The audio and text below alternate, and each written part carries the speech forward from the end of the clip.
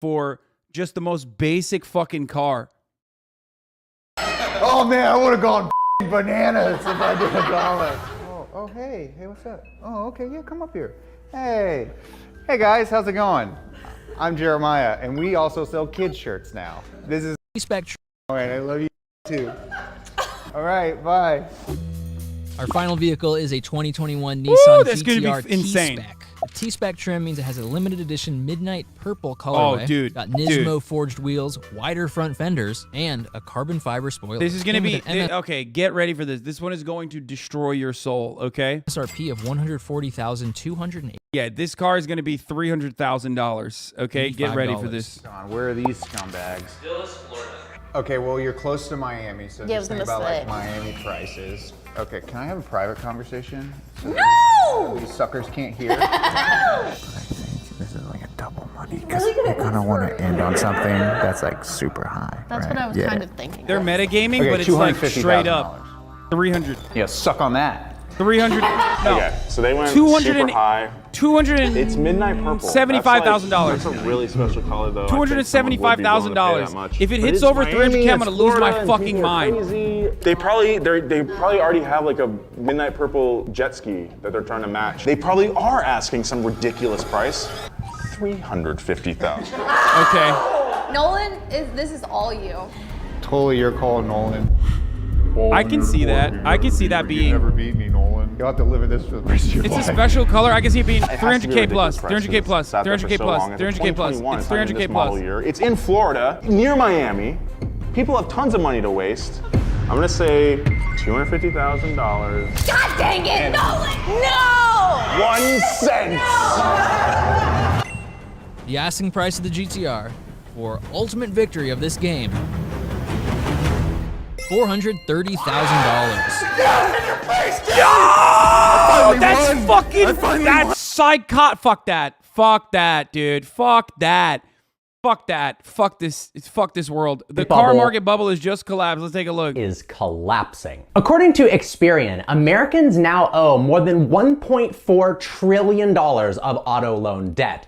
That's more than the GDP of Australia. In Washington, D.C., more than 23% of people are over 30 days late on their auto loan. So how did all this Bro, that car for the special color, that's a house, man. That's a house. That's a fucking house, dude. No, I can't watch the rest of that video. I don't want to be in the vicinity of that. I don't want to be in the vicinity of like things that are happening in that video. I just, that's a house, man. That's a house. even happen, and what does it mean for the price of used cars going forward? Well, let's dive into it. Since January 2020, oh, Jesus used Christ. car values have skyrocketed more than 40% according to the US Bureau of Labor and Statistics. Although, as you can see at the end of the chart, prices are rapidly starting to decline already. So how did all this happen? 3 key factors played a role in the explosion of used car prices. Wasn't your car cheaper too? Yeah, my car is not even remotely near the price point of that car. That's a fucking Lamborghini or a Ferrari, which is understandable. The GTR is a very expensive car. The GTR is a, you know, it's a luxury sports car, okay? That's fine. Like that's a luxury item that's always going to be marked up all the shit, okay? That's fine. Like but having said that, it's Nissan? No, it doesn't matter. The GTR is like it's a supercar. It's the Nissan supercar. Okay? And there's always going to be aficionados, enthusiasts, yada yada yada that will fucking pay for that. Except if you're paying Lamborghini or Ferrari prices for a Nissan, I mean, you deserve to have your money stolen from you, okay? That's psychotic. That's like actually psychotic. GTR was around the average Republican senator got forgiven in PPP loans. When these GTRs came out, they were poor man's supercar, but they were so good the price just skyrocketed over the years. Sad face. Yeah, the GTR was $55K when it first came out in like 2009. Yes, the GTR, much like the Corvette, was, you know, the same deal. It's the average person supercar, but it was built very well. It was very well designed. A lot of car fanboys like it. Kind of like you got the Supras on the one side, you got the GTR, which is at a different level, obviously, than the Supra. But you know, they saw it as basically as a way to purchase, like, car lovers who don't want to fucking purchase or don't have enough money to purchase a supercar or a very expensive luxury supercar. Would go and get a GTR. It's a great car, okay? From what I understand. What average person is buying a $150K car? Literally, apparently, everyone that works at a fucking dealership. Great question, chatter. Everyone that's purchasing a car, any car at this point, is buying a $150,000 car. Turns out, a lot of people yelled at me, didn't realize that I was buying a fucking car that is basically the same price point as a fucking F-150 Raptor. I'm paying less for my fucking Porsche Taycan 4S than motherfuckers are in Wisconsin for their goddamn lifted, boosted fucking pickup trucks, dude.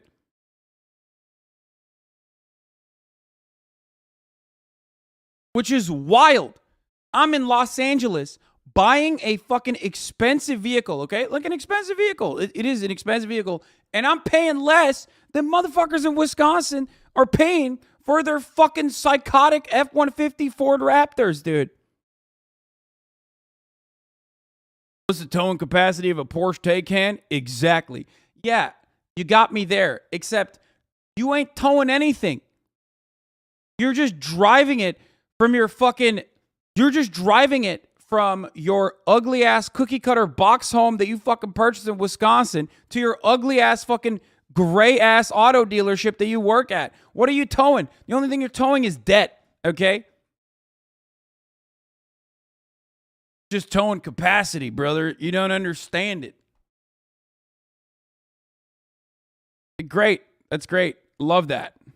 Over the last couple of years. Egregious loans, stimulus packages, and the infamous global chip shortage. Let's start with the loans. Between 2021 and 2022, used car payments went up 18.3%, averaging almost $500. The average new car payment sits at $730, which is absolutely insane. Looking at Cox Automotive's vehicle affordability chart, we can now see that it takes an average of 42.2 weeks of the average American's income to pay for a car. Whereas just a few years ago, it was only 32 weeks. Quick note, I noticed the majority of you guys watching haven't actually subscribed to the channel yet, so if you've learned something in today's video, click that subscribe button and turn the notification bell on.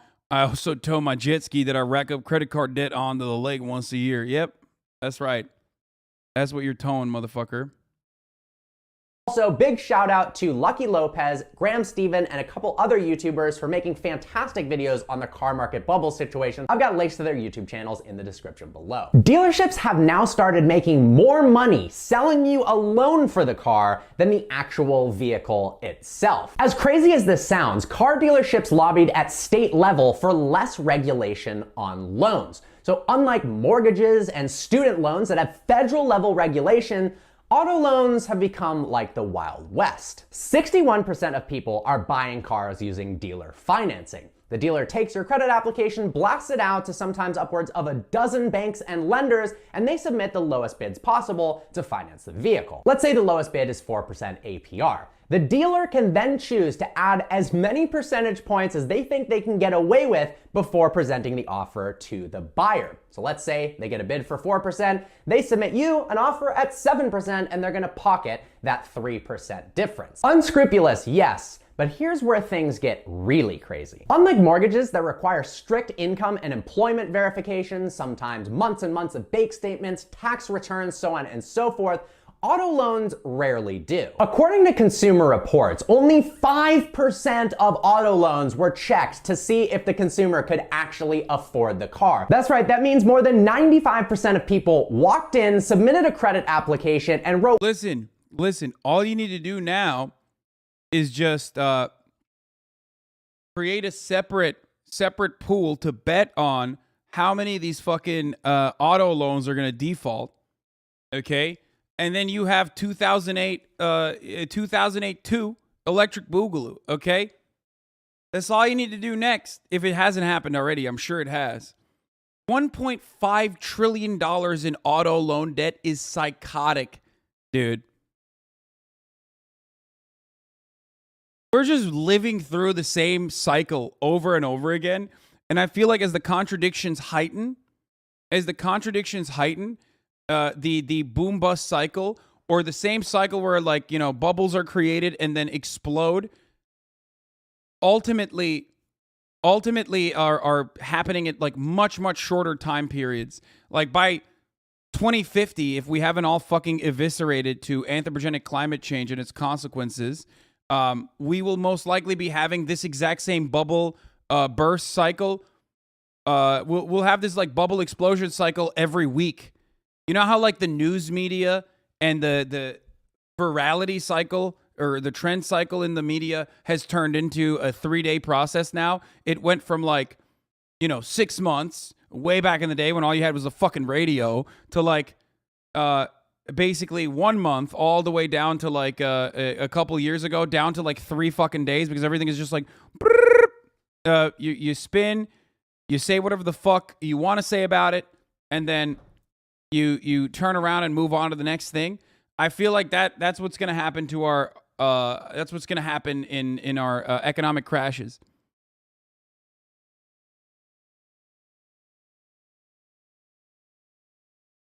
Whatever the heck they wanted as their income without it being verified. You could walk in making $50K a year, put $1 million down, and 95% chance they're not going to check, and you're going to walk out with a car that you can't afford the payment on. This means auto loans were given out to millions of people who couldn't actually afford the car. To make matters worse, lenders' loan-to-value ratios have gone insane. Typically, it would be no more than 90%. So if you go to buy a $100,000 car, they'll loan you 90 grand. You have to come up with the additional money yourself.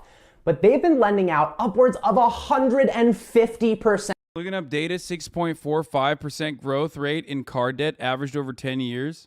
Loan to value, which means they'd be willing to cut you a check for 150 grand because the 100 grand car was marked up 45 grand and you need to pay the unscrupulous dealer. Now, this was fine when the market was crazy. In the beginning of 2020, only 0.3% of new cars were sold at above MSRP. Fast forward to today, 82%. How ridiculous is that? So the loan to value helps cover that markup. But what happens when you paid 130% for a car that then crashes in value in the next couple of years? You're going to be massively underwater with your payments. Well, it's already started to happen. As I mentioned, in Washington, D.C., almost 1 in 4 people are more than 30 days behind on their car payments. In the United States wide, 1 in 12 Americans are more than 90 days late on their payments, which means repossession is more than likely. So what else caused this bubble? Massive stimulus packages. It all started with the CARES Act, a $2.2 trillion stimulus bill thank you for the that started subs.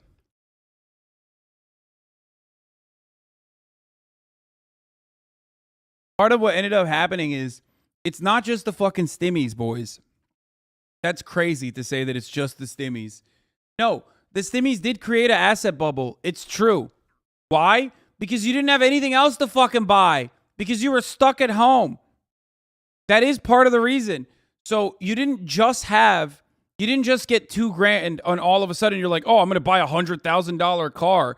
No, the stimmies came at a time when people didn't have any additional things to spend money on. So they were like, okay, well, I'm sitting at fucking home. I got money piling up now, okay? A lot of the debts are also frozen. That's why people started buying crazy shit. That's why the NFT shit popped off. It has nothing to do with the stimulus and absolutely more to do with the reality that people did not have anything to spend their money on, and all of a sudden they had more money to spend. Okay? That's why a lot of people purchased a $5 a month subscription to avoid the top of the hour ad break, for example. At the top of the hour, there's a 60-second ad break, and people were like, oh, shit. You know, my stimmy came in. I'm just watching Twitch. I'm not doing anything else. So I'm just going to buy a $5 a month subscription. But if you didn't have that, you could also buy a free Twitch Prime by connecting your Amazon Prime account to a Twitch account, or you could get gifted a sub. People were like, I'm gonna gift subs. You know, I got some fucking extra capital. Edgar, thank you for the 5 get the subs. Secretly God, thank you for the 5 get the subs. And a small taco, thank you for the 5 get the subs. Allowing 15 people to no longer see the ads. Here's the 1 minute ad break now. At the end of March 2020. People got some extra cash, and you can see on the charts our dill pickle, thank you for the 10 get the subs. that right after, in April and May, car prices started to skyrocket. Brother, that's also when the fucking peak COVID lockdowns happened. What the fuck? That is a significantly greater change in people's lives than a $2,000 check. Those checks didn't even come in by April.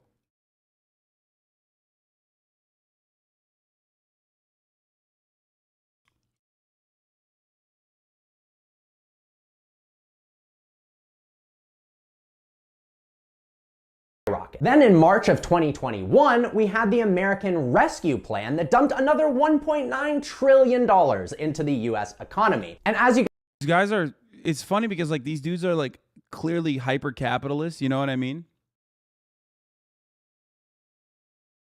But also at the same time, it's like they're not recognizing, they're like criticizing capitalism, kind of, or an externality. Without realizing that it is caused by capitalism.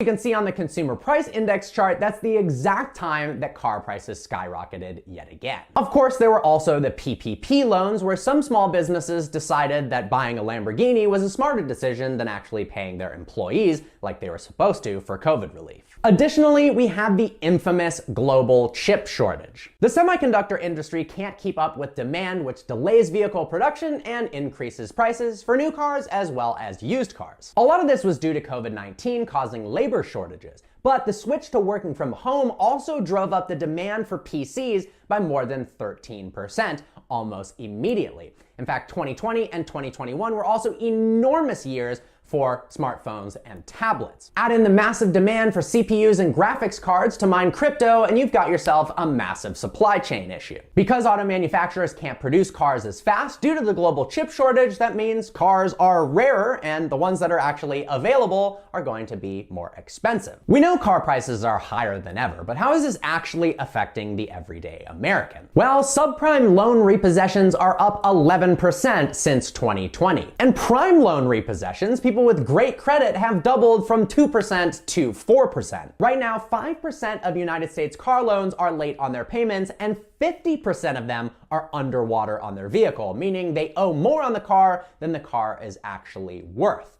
And that's going to be a huge problem when the car market collapses. And while they bought that car with a residual value that was high because the market was super adjusted, then they paid 25 grand for a car that maybe a year from now might be worth 15 grand, and they're gonna be severely underwater and likely result in their car being repossessed. The big problem happens when the car market starts to drop and you've already got yourself a terrible loan with a high APR and you've overpaid on the car. As the chip shortage sorts itself out and automobile production starts to rapidly increase, we're gonna see the price of cars dramatically decrease. KPMG, for instance, predicts used cars may plummet by 30% in value by the end of 2023. Ally Financial, who happened to finance my McLaren, predicts prices are gonna go down by 15 to 20% by the end of 2023. This is both amazing and super scary at the same time. If you're thinking about buying a used car right now, wait 6 months, 8 months, or even a year, and prices will likely be dramatically cheaper than they are right now. The problem is all the people locked into horrendous car loans from 2020 and 2021 as prices start to go down. Let's say they have a change in income where they lose their job. All of a sudden, they're scrambling to sell a car that's now worth way less than what they paid for it, meaning repossession is likely considering most loans are already underwater, and that's at current high prices. Then, when the cars are repossessed, they get sold back onto the used car market, meaning the market's flooded with even more vehicles and the car market crashes again and again. So we've got a new supply of new vehicles coming as the chip shortage sorts itself out. All these people getting their cars repossessed from horrendous loans, those go back onto the market, and now you're gonna have way more cars than there is demand. Hold on tight, the car market is about to get rocky, but the good news is if you are in the market for a new or used car, prices are going to be much lower in the near future. All right, guys. Yeah, if you're a holder on a vehicle, dude, keep holding, okay? You're about to hold the bag. Just letting you know. Biden is awake in the silent majority. If you make under 125 grand, you're eligible for up to 10 grand in student loan debt relief, and almost 90% of the benefits will go to folks making less than 75 grand a year. Can I get some child support for giving with taxpayer dollars? Canceling student debt is cool, but let's talk about child support. Cancel child support too, Joe Biden. You got my support. Love that.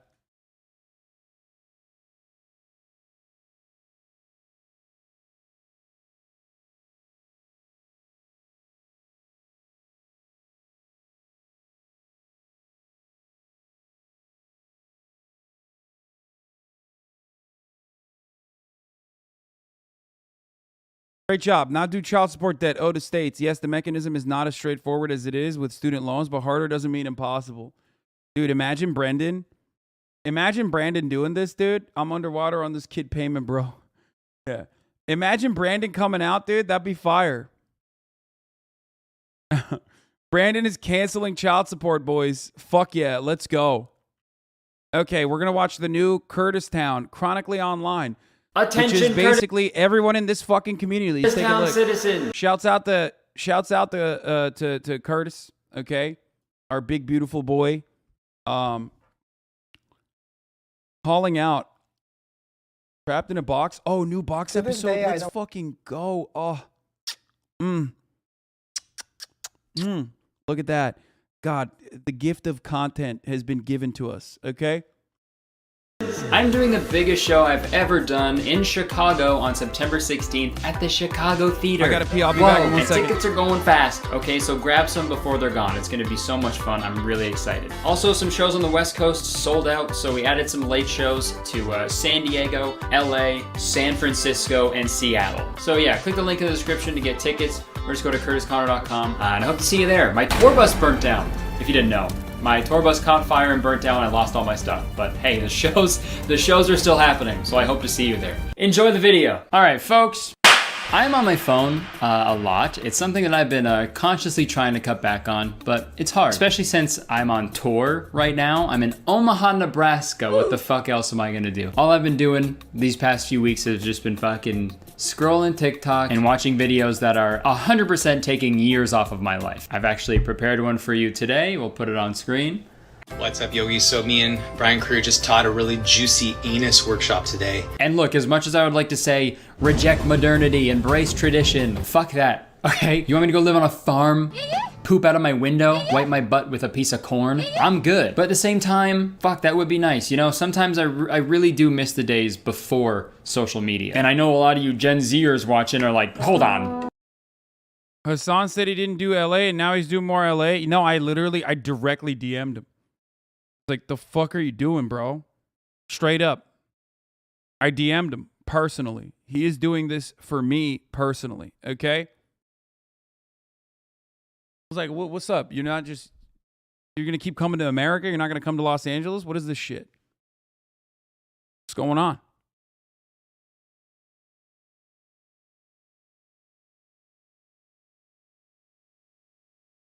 I know his tour bus caught on fire. Well, guess what? Caught on fire because he's not in Los Angeles. Yeah, I said it. Did he just say before social media? Huh? What the heck is this guy talking about? Shut up. I'm almost 30, so although I spent a lot of my childhood on the computer, I didn't really have a social media profile in my own name until I was maybe 10. Curtis, handshake Ludwig, avoiding Hasan for content? First of all, no. Don't put Curtis in that category. Ludwig, yes. Curtis, absolutely no. Okay? You're wrong. You're straight wrong. 11 years old, and that was of course on MySpace. And I say a social media profile in my own name because I use a lot of sites that could have been classified as early social media. I played a lot of Habbo Hotel. I also frequented a lot of forums that I'm too embarrassed to divulge the details of, so I won't. But being a millennial... Shut up! But being a millennial, I feel like I have an interesting relationship with social media and the internet as a whole. A series of tubes. The internet is a series of tubes. I remember what it was like before Facebook, before Twitter, before Instagram, before all of that. And let me tell you, it really wasn't that different. I used to play a ton of video. It wasn't. It was just that we didn't have, we hadn't like supercharged the process of just like giving each other absolutely the worst kind of mental illness. Video games and watch way too much TV. I still do both of those things, but the difference now is that when I'm not playing video games or watching a TV, I'm looking at my phone screen instead, which is super cool. Can't wait for my eyes to fucking collapse in on themselves, Vecna style, after all these years of screen time, you know? Dude, even when I'm complaining about watching too much TV, I make a fucking television show reference. I'm doomed. Like Doom, the video game. And movie. They also made a movie. They made a Doom movie starring Dwayne The Rock Johnson. I feel like we don't talk about that enough. They did that, and I loved it. But I'm also in a very interesting spot because being online is my job. I have to know all the trends. I gotta keep a finger on the pulse of whatever the fuck James Charles is doing these days or whatever. But even for people who don't make a living online, being on the internet and staying on your phone, it's a very huge part of their lives, especially young people. According to the CDC, the average screen time for 8 to 10-year-olds is 6 hours, 11 to 14-year-olds is 9 hours, and 15 to 18-year-olds is 7.5 hours. Those are like full work days of kids staring at a screen when they could be out. Yeah, it's a whole ass day of work, dude. It ain't easy to be a hater out here, okay? Those are rookie numbers. Get those numbers up, 8-year-olds. The fuck is this? Working at an Amazon factory, you know, fucking get to work, man. But as people spend more and more time online, they tend to lose touch with reality a little bit. And I can attest to that. Have you ever used the word poggers in front of someone who isn't online all the time? It's a fucking nightmare, I'll tell you that. And there's a certain term that's been used in the past few years to describe people whose perception of reality has been warped by excessive internet usage, and that term is chronically online. Really quick, I want to say that the usage of the word chronically, it's a bit gnarly, I think, seeing as, you know, someone can just stop being online whenever they want, but people with like chronic illness can't really log off from the constant pain and suffering that they're feeling. So going forward, how about we call it extremely online? Just like Shanspeare did in their video called "We're Chained to Our Phones and It's Scarier Than We Think." If you want like a well-researched and informative and intelligent video about this topic, you are in the wrong place. Sorry to break it to you, but you're in the silly zone right now. It's about to get so goofy down here. In my video, we're gonna take a look at some posts from people who probably have the worst opinions ever. Opinions that could only exist if you spend way too much time on the internet. And I figured for this video, we'd split it into 2 parts. Each part focusing, the only thing that should be focusing is that camera, on a particular social media platform. And obviously we have to talk about the 2 platforms that harbor the most extremely online takes, Twitter and TikTok. So let's start with Twitter. Okay, so this is the first one we got. We got a tweet that says, "How the hell did Donkey fuck that dragon?" Honestly, a great question. Even as like a child watching Shrek, I was still bamboozled by that whole thing. But that's not the extremely online thing, okay? We've all thought that. Someone quote tweeted this and said, "Y'all think penetrative sex is the only way to give and..."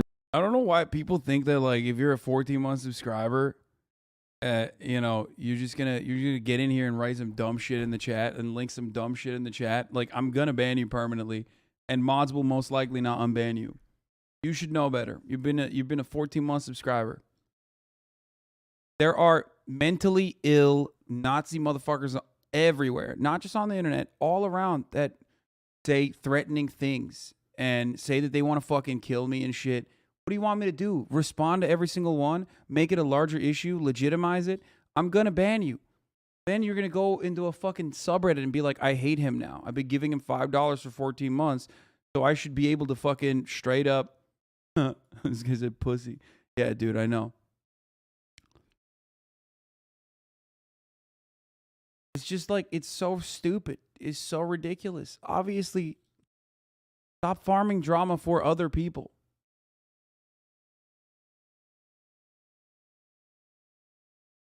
Don't do it.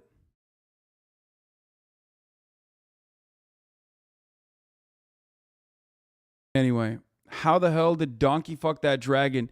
Y'all think penetrative sex is the only way to give and receive pleasure? Shaking my head. Such a narrow view of intimacy. Oh, receive pleasure. This is my, by the way, internet brain rot is chronically online. Okay, that's what Kurt is talking about. It's one of my favorite subject matters to discuss because I'm chronically online, and part of what I love to do as a chronically online person is also kind of like a Jane Goodall style situation. Go into chronically online circles, communities, and basically understand or document what the fuck they're saying. And this is an extremely online interaction, and it is something that my Discord server probably fucking would have engaged in, both simultaneously laughing at it while also having Discord server members who would literally say things like this very seriously. SMH, such a narrow view of intimacy. And like, look, yeah, sure, penetration isn't the only way to get your rocks off, but like, yo, Donkey and Dragon literally had like fucking Donkey and Dragon hybrid babies. Donkey piped. Yo, if they ever come out with like a strictly adult version of D&D, they gotta call it D&D, Donkeys and Dragons. This has got to be the most like Twitter interaction ever. You know, someone just tweeting a silly little thought that they had, and then some random person jumping in and being like, oh, wow, really? SMH, man, you have such a narrow view of intimacy. Like, he's asking how a donkey fucked a dragon, okay? I feel like we don't need to think about it too much, because all this tweet did is make me think of donkey doing other, you know, going down on the, or going up on the dragon, I guess, you know? And I don't like that. I don't like it. I love it.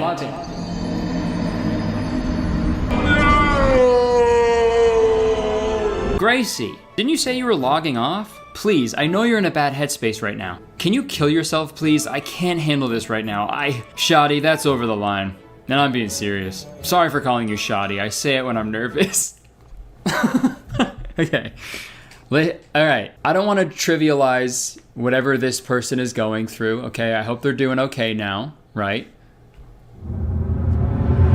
But saying shoddy when you're nervous, that might be the funniest thing of all time. I'm sorry. Justin Bieber must have been one nervous fella. Only you, Shouty. There's gonna be one less nervous boy. Also, I hope they only say shoddy when they're nervous on Twitter, because in real life, whoa. Thank you so much for coming in for this scholarship interview. You know, I gotta say, we're all very impressed by your grades and your extracurriculars. Wow. Off the record, you're a shoo-in to get this scholarship at Harvard, but this whole interview, we just gotta do it as a formality, okay? Hey, I totally understand, you know?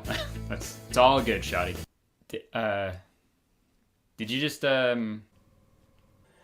me shoddy? Did I?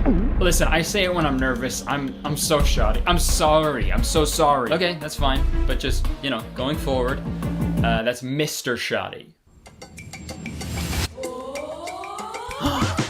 It's my last name. Yeah, it'd probably go something like that. All right, next, we're gonna take a look at one of my favorite Twitter interactions of all time. Being grossed out by another person's energy and mentality is such a real thing. That's called disliking someone.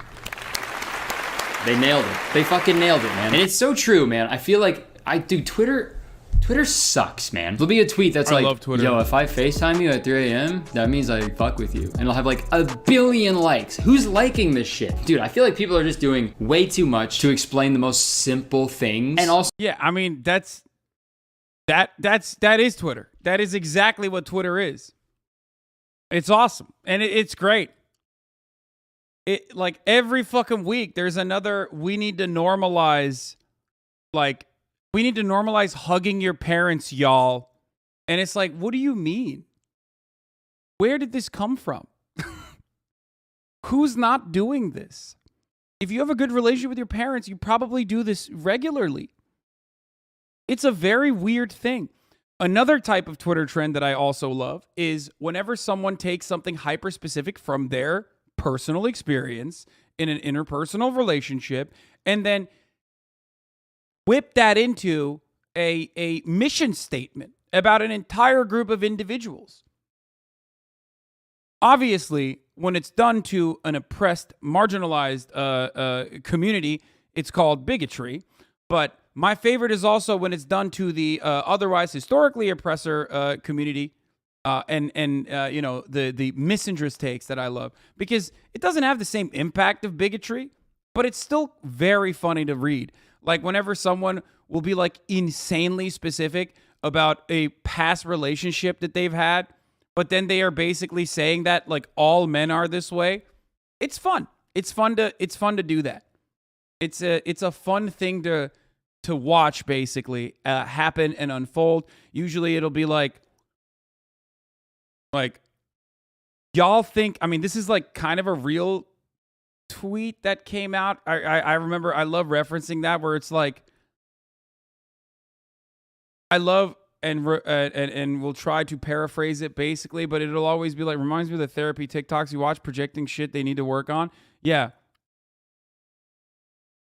It'll basically be like, y'all think you can be friends with your boyfriend Lamau when, you know, your boyfriends are always just interested in just having sex with you, nutting inside of you, and then playing Call of Duty for 8.5 hours. And it's like, no, that happened to you. I think that just happened to you. And maybe all the 30,000 people that also liked it, it might have happened, like a version of that might have happened to them as well. But I don't think that's I don't think that's a thing that happens all the time.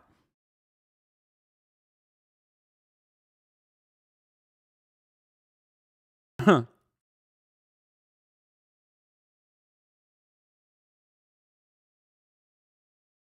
Why do us straight men watch gay porn from time to time was one of my favorite self-reports. Wait, really?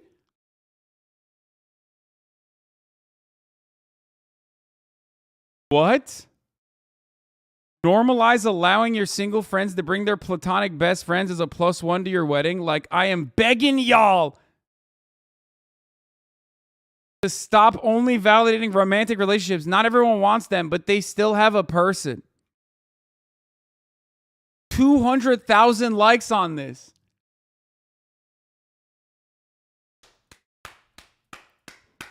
A thing that happens is just like specific to your friend group. Maybe someone in your friend group was like, nah, I'm just going to make sure only couples are allowed. Why? If you have a +1, like, I mean, if you're close to the fucking wedding party and you have a +1, you can bring whoever the fuck you want.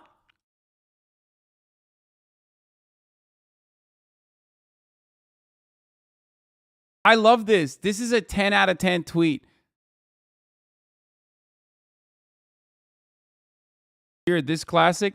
I mean, yeah, this one is my favorite. We've already seen this. Hi, someone with heavy food sensory issues here. Frosted mini wheats are the only things, are one of the only things I can actually consume regularly and not get sick from. Guilting people who can't support boycotts is ableist as fuck, but y'all ain't ready for that conversation. Bra-ta-ta! No, we're ready. I don't think you're ready for that conversation. I think we all were ready for this. This is Twitter. Twitter is literally just for this. For having this conversation in different various forms. Twitter user discovers empathy. Do you ever get secondhand happiness? Like someone is happy, so you're happy because they're happy?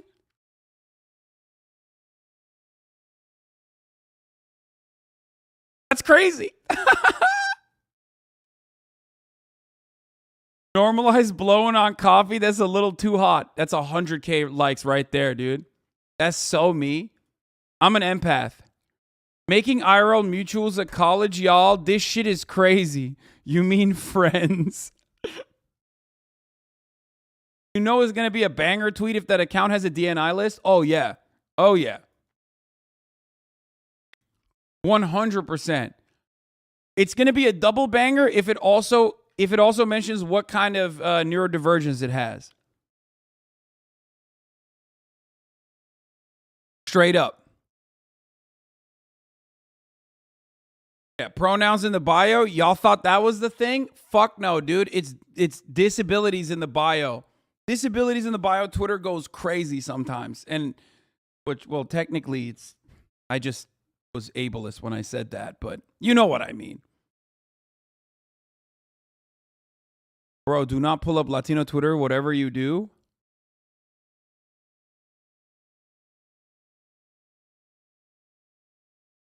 It turns out you're a reactionary, but just for annoying Twitter users? No, it's awesome. Like, I don't want to fucking purge these people. Okay? I don't want to cast these people aside. I want to be able to look at this and laugh without actually like harassing them. You know what I mean? And like endlessly harassing them into like shutting down their fucking accounts. I just want to be able to go, haha, that's funny. That's really entertaining. That's cool. Thank you for putting that out there. Think disability is funny? One word, 4 letters, sweaty. ADHD.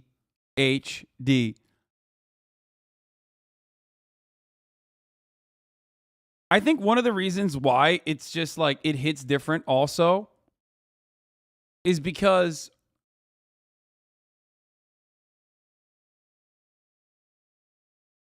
everyone uses the same like emancipatory language, you know, the academic emancipatory language basically, where it's like,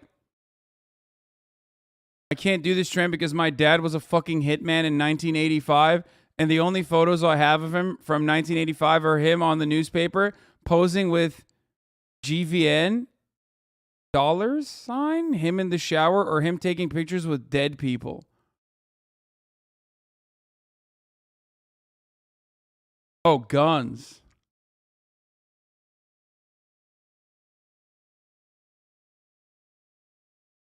At what point does main character syndrome become a real diagnosis? Guns, you fucking boomer. Man, I didn't know. The Minecraft burner is a gold mine for tweets like this.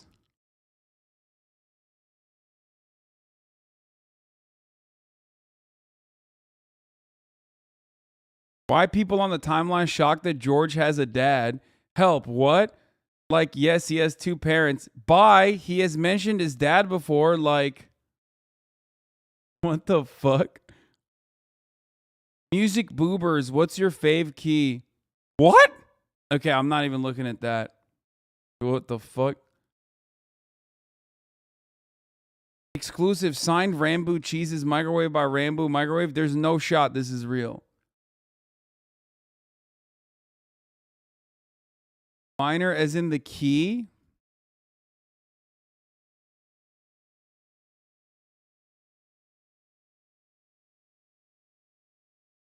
Oh.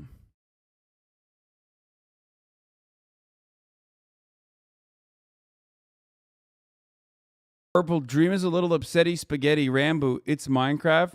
But then y'all cry over Minecraft roleplay. Sorry for crying over a young adult losing his husband and child and another being beaten so badly he doesn't know how to cope with it. /RP/DSMP. What the fuck? Okay, stop. Dude, these are, I don't even think these are like 14-year-olds. I think these are like 8-year-olds, man. You guys are like, oh, dude, this is like, you know, these are people with like too much time or whatever. I think these are just like, you can't tell how old someone is on the internet. These are probably like fucking 8-year-olds, dude. They're just unhinged 8-year-olds that are posting through it, you know?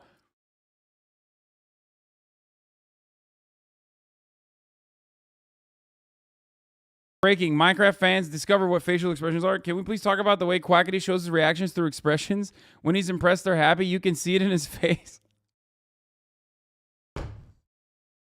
Bro, this is an entire generation ruined by being stuck indoors on COVID, by the way. This is literally Morgan and any artist she likes. So these people are probably 20 plus. Okay, Carter, you are 100% correct. I have seen the way Morgan posts. I feel like she's dialed it back a lot. Back in the day, in the old days, like anytime Jake Gyllenhaal got brought up, she would be exactly like this. Okay? I think it's just like they didn't get this. They didn't get this development. You know what I mean? They're too online, they're too indoors. I think that's probably what's happening.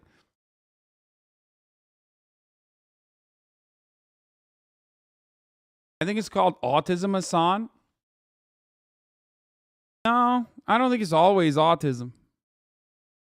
Also using like incredibly serious terms at the drop of a hat. You know, I don't think the McDonald's drive-thru guy fucking gaslit you. I think maybe he's bad at his job. Or maybe you ordered wrong. You sound crazy right now. You know what I mean though? Like maybe chill a little bit. Here's another example. You can come if you want. Ew, tomato, tomato, tomato. It's giving passive and dismissive with a side of manipulation.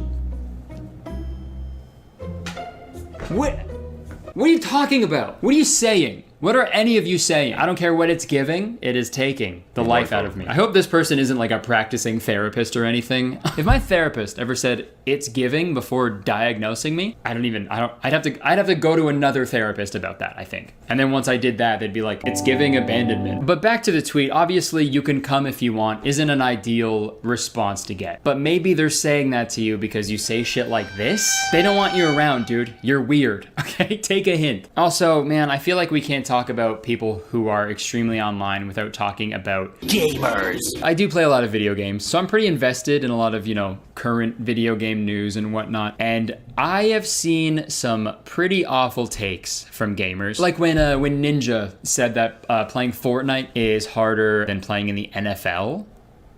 You know, like the national... Wow, how dare you? That was a fire tweet. You take that back, Curtis. That was real. It was fire. It was adequate. It was apt. It was content, and he was right. Football league? Oh, no, he did say that. Of course he said that. You know what's really funny about that, by the way? That tweet...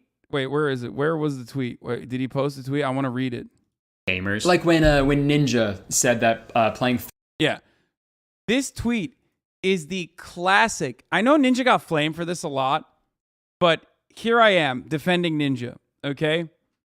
I'm carrying a league game right now. What's up, Rad Femcel? Rad Femcel is back for more, despite the fact that I am a misogynist. Listen.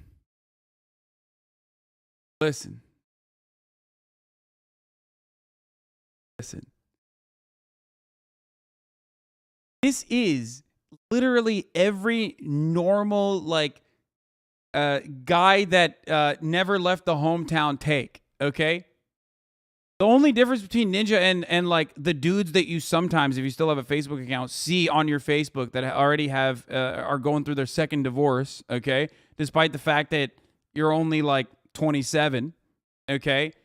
Who are cops. All of them are police officers. The only difference between a guy that says this and is a cop in your hometown versus Ninja is that he's fucking Ninja. Okay? That's it. I'll never understand how college and NFL football teams allow kickers that just miss kicks. This is such a classic normal guy take. I've heard this take. They're like, what do you mean I could kick a ball? What the fuck is this? Like, what are you talking about? Like, if you have like any Norman friends, you've heard this take while watching football. I don't understand how LeBron can miss free throws. Seems kind of silly. Would love your opinion. Yeah, like, it's kind of like that. It is kind of like that.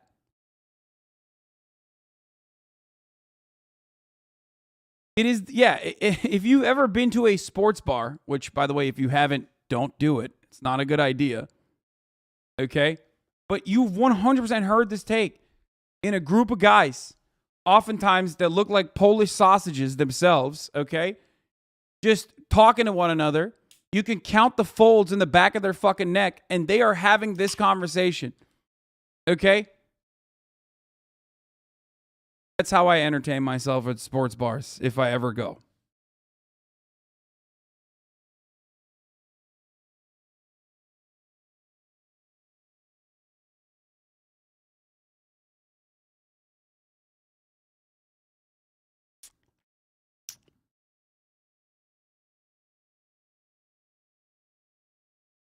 As someone who was a kicker and was 11-11 on field goal attempts, I completely agree with Tyler. My friend Ninja's Christian name. Yeah, he's government name. Oh, speaking of Ninja, I mean, this is the greatest tweet of all time. I'm in the middle of carrying a League of Legends game, about to close it out, and my braless wife brings me a sandwich, not asked for, with chips as I get a double kill bot lane. So how is your day going? Ninja. Never stop. Never stop being you. I love that. Fortnite is a classic. Harder than playing in the NFL. You know, like the National Football League. Remember when he said that? I'm not seeing enough talent.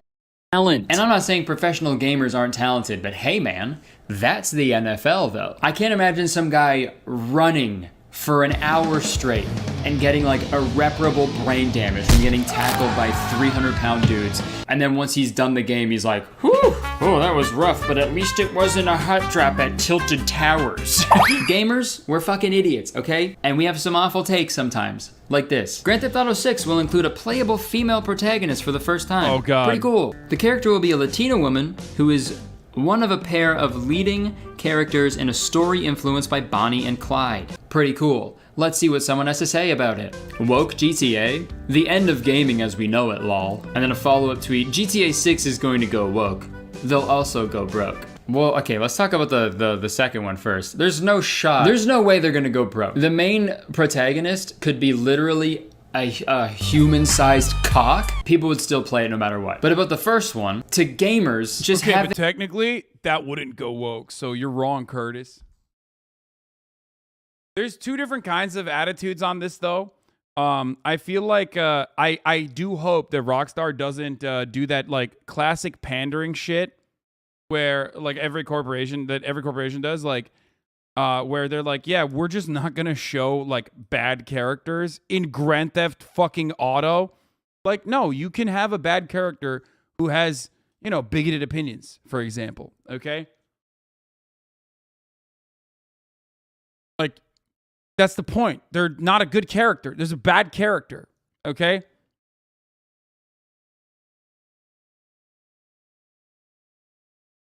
Like they're not everyone is a fucking positive person, especially even the main character is not a good character half the time. They're doing Grand Theft Auto, which is a crime.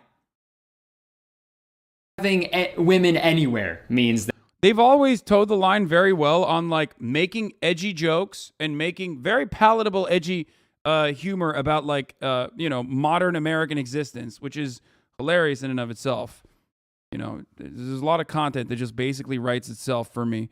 I'm forever eternally grateful for being afforded the opportunity to navigate the American existence on a daily basis, because the content never really stops here. It's kind of crazy. That they've gone woke. Yeah, man, my blind date last night was actually a lot of fun. Oh, yeah. nice. Except for the fact that she was a fucking girl. What? Yeah. I know, dude. This whole world has gone woke. I know. Can't even go on a date with a woman without a woman showing up. Also, dude, it said Straight up. On God, he's right. For real. Inspired by Bonnie and Clyde, right? There's still the Clyde. There's still a boy that you get to be. So why are you fucking bummed? Could you imagine like, this guy's like review? This guy's IGN review of this game. The overall game was fun, I guess. I stole a guy's car and drove it off a ramp into a helicopter, and then I shot a rocket launcher at an innocent civilian, just like the other GTA games, but it just wasn't the same. This time, my character had titties. And that's the other thing. GTA is a third-person game, meaning you're gonna be looking at your character's backside the entire time. So I'm sorry to be gross here for a second, but wouldn't a female protagonist be like the ideal situation for like a creepy gamer? That's why we all play Mario games, to look at Mario's little Italian ass. I feel bad for these people, man. I think that's a sad way to live your life. And it's sad because they obviously weren't born this way. Well, I mean, hopefully. I don't know what's worse, if they were like brainwashed later or they were actually born like that. Oh my gosh, he's a beautiful baby boy. What the fuck? Can we please talk about the way Hasan shows his reactions through expressions? When he's being an LGBT foe, you can see it on his face. A good take.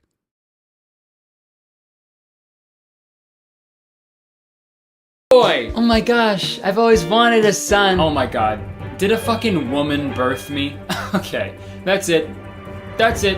It's official. The world has gone woke. Okay, I'm gonna put him back in, I think. He's not done yet. We got another bad gamer take, believe it or not. This happened a while back when they announced the sequel to Horizon Zero Dawn, a game that features a female protagonist named Aloy. And the sequel to this game is on PS5. So obviously the graphics are like way better than the original, right? Everything's like super detailed, like down to the pores on Aloy's face. And a particular gamer did not like this. They saw the graphics and they asked the question, can you explain to me why the hell Aloy has a beard? Beard? Like, way to show everybody in the world that you've never been close to a woman. Like, we've all got a little bit of hair everywhere, you know? The thing I don't understand is, like, do y'all not have moms, dude? What the fuck? Do you not have a sister? Like, this is one of the things that I never understand. I feel like a lot of dudes just straight up have, in a weird way, never experienced like a personal contact with just any woman whatsoever. Like, did you just grow up in a male-only household? Like, what the fuck happened?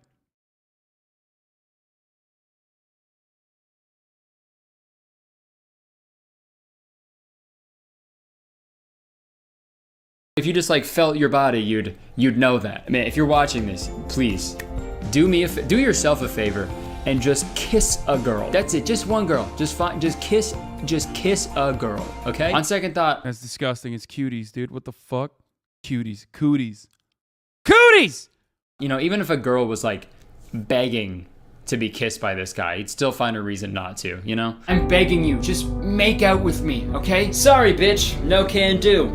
I'm not into mustaches. What do you mean? I don't have a mustache. Yes, you do. Huh? You have two of them, okay? You have two of them. You have one above each eyeball. 1, 2. Oh my god, dude, those are eyebrows. What the hell is eyebrows? I think I can answer that question.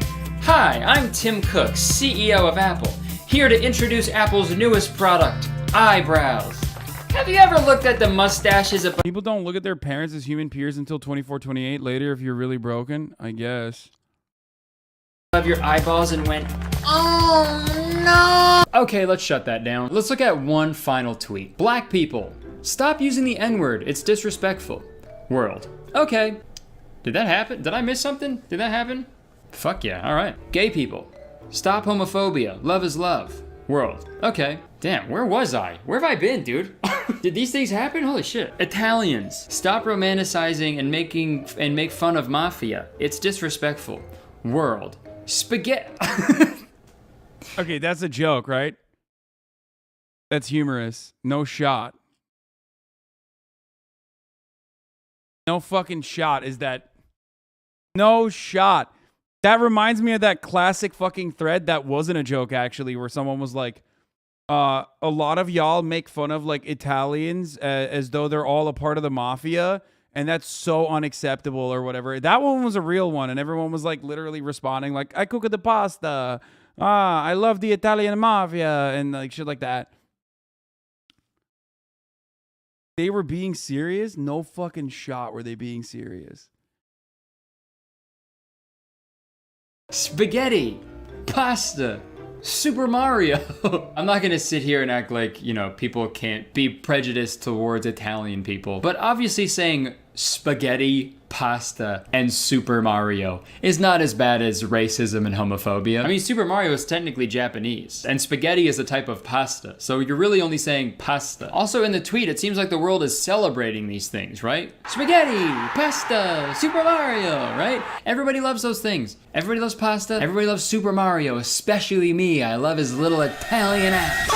All right, I think that's enough Twitter forever. I wish I could say it gets better, but it does not, because now we're gonna take a look at TikTok. If you want to stop me, you're gonna have to fucking kill me! Yes! Transvestigations! Let's fucking go, baby! Let's go!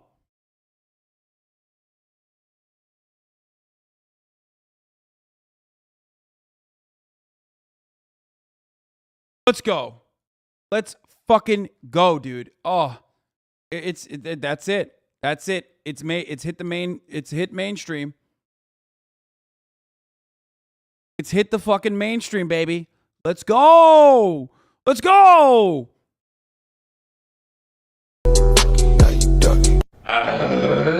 All right, let's take a look at this one more time. To deprogram from the Matrix, you have to be aware of the Matrix. God, I wish they never made that movie. Okay, celebrities who hide their biological gender. Jennifer Lawrence, born...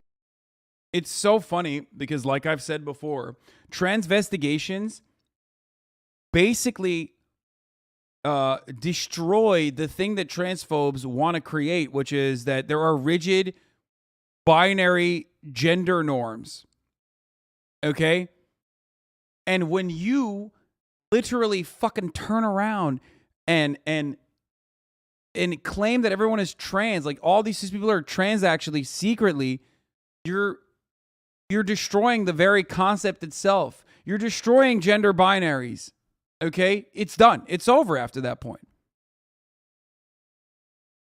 This will turn normies against transphobes as ridiculous behavior. That's part of it. But also on top of that, it unironically proves the point that, you know, people who aren't anti-trans make all the time. Which is that, like, gender is not a binary concept. It not only makes people look deranged, but even if it didn't make people look deranged, even if you thought that this was like literally the truth, then you can't hold on to the idea that like gender in the way that you understand it or comprehend it is like is such a binary concept. Male. Yeah, they're like gender abolitionist transphobes, dude. It's fucking crazy. Doesn't she have a kid? Yes, she does.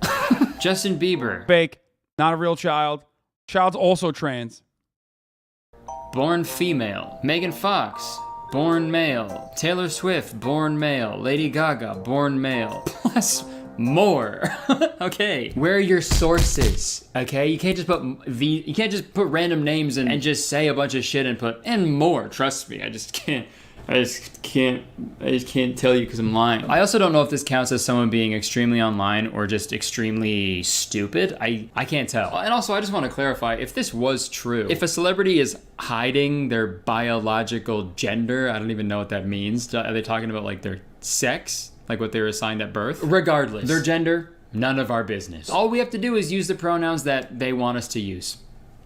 Easy as that. And this fucking really pissed me off, so my curiosity got the best of me, and I checked out some more videos from this person.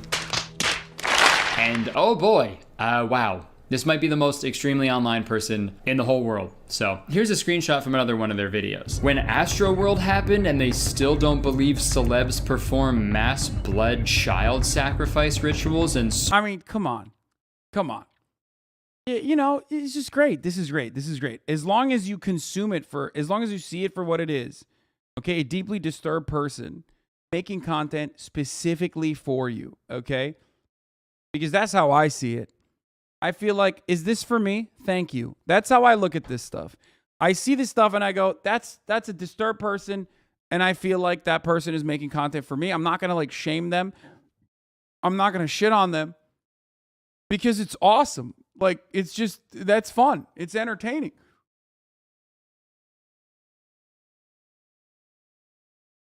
Sold their soul for fame? Get off your phone, how about? Ever think about just like, you know, doing that? You know, for someone who sells personal healing retreats in the jungles of Costa Rica. So you want to come heal in the jungles of Costa Rica? Well, guess what? I offer personal healing retreats. And talks about how important it is to disconnect from technology and the things that lower your vibration. You're sure on that phone a whole lot. You know what else lowers your vibration? Lying. Lying to everybody. Honestly though, fuck people like this. I fucking hate people like this so much. People died at Astroworld, you know? That was like a real thing that happened. 10 innocent people aren't alive anymore because of the negligence and irresponsibility of several parties involved in that concert. That's why that happened. But then you get idiots who have like a fucking cereal bowl of DMT every morning who are like, no, it was actually like a blood sacrifice, like... Yeah, one of the worst things that happen is like crunchy granola motherfuckers are now also... I mean, crunchy granola motherfuckers have always been like slanted towards conspiracy theories, and that's fine. But now there are so many more crunchy granola motherfuckers that are slanted towards conspiracy theories. It's crazy. Sponsored by the devil. Yeah. I gotta pee. Yeah, now they're conservatives too. Like they got granola conservatives. And, I gotta the pee. vibes were way off. Yeah, it was fucked.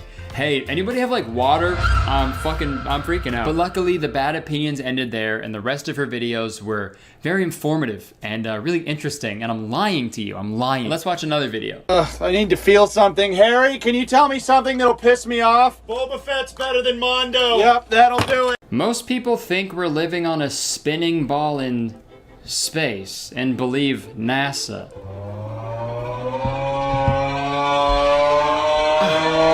Of course I'm gonna believe NASA. They're all geniuses. People like this fucking scare me. Like, I'm all for like, you know, spirituality, crystals and shit, astrology, psychedelics, all that. You know, fucking do whatever you want. I don't care.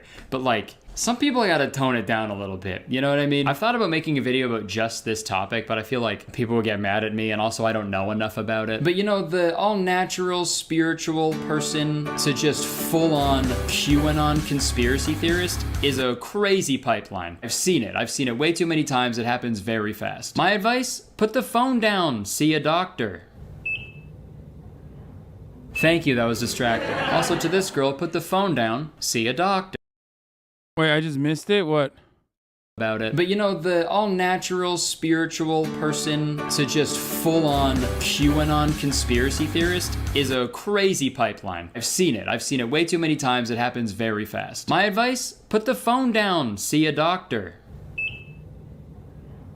Thank you, that was distracting. Also to this girl, put the phone down, see a doctor. Let's move forward. We got a screenshot of a TikTok this time. We've got a hot take. Autistic people dislike eye contact because of ancestral memories from Medusa times. I mean, look, you've got one thing right. That is a hot take. That is a very hot take. I don't know the validity to this. I can't speak on it. The only thing I'm gonna take from this is I love the term Medusa times. We got to use that way more often. You know, I'm picturing something similar to, you know, medieval times, dinner and tournament, but it's sort of Medusa times. Oh my god, dude, I'm so excited for Medusa to come out. I'm such a big fan. Yeah! Okay, coming up next, we got a TikTok interaction that really encapsulates everything about the experience of being on TikTok. So there's a video with the text, "Mop with me. I haven't mopped the floor in 5 days. I've been so busy." And then somebody commented, "Don't make people feel bad for not mopping. There's more to life." Like literally the most harmless. Bro, we could literally do this. We could literally do this off of my, straight up, off of my motherfucking, not only Discord, but like my Twitch chat. Like we could do this off my Twitch chat. We could do a day of like worst possible take alert. Going to turn a conversation that is completely not about them and change it into a conversation exclusively about them challenge. This is like half of my Twitch chat that logs in to look at like a, I don't know, some kind of innocuous take that I make and turn it into like the absolute worst thing that anyone could have ever said.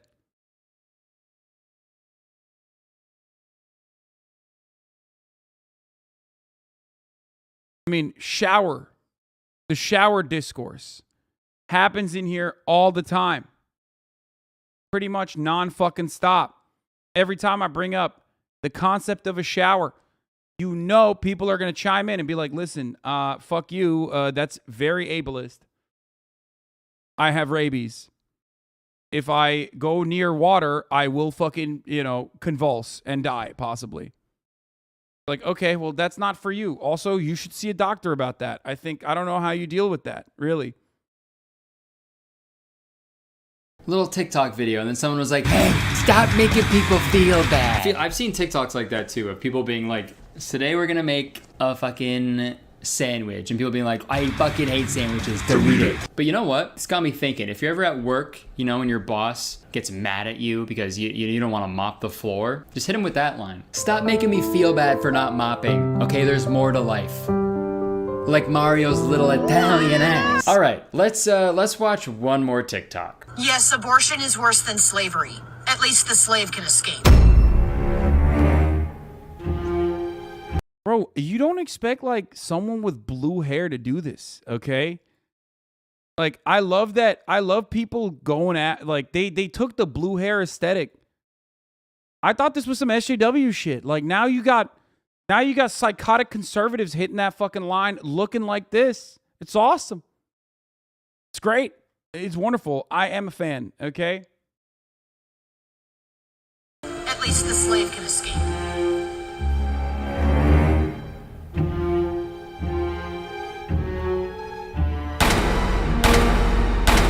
Alright, yeah, that's enough of that app. In conclusion, if someone has a bad opinion and they share it on the internet, I don't think that's their fault. Except for that last person.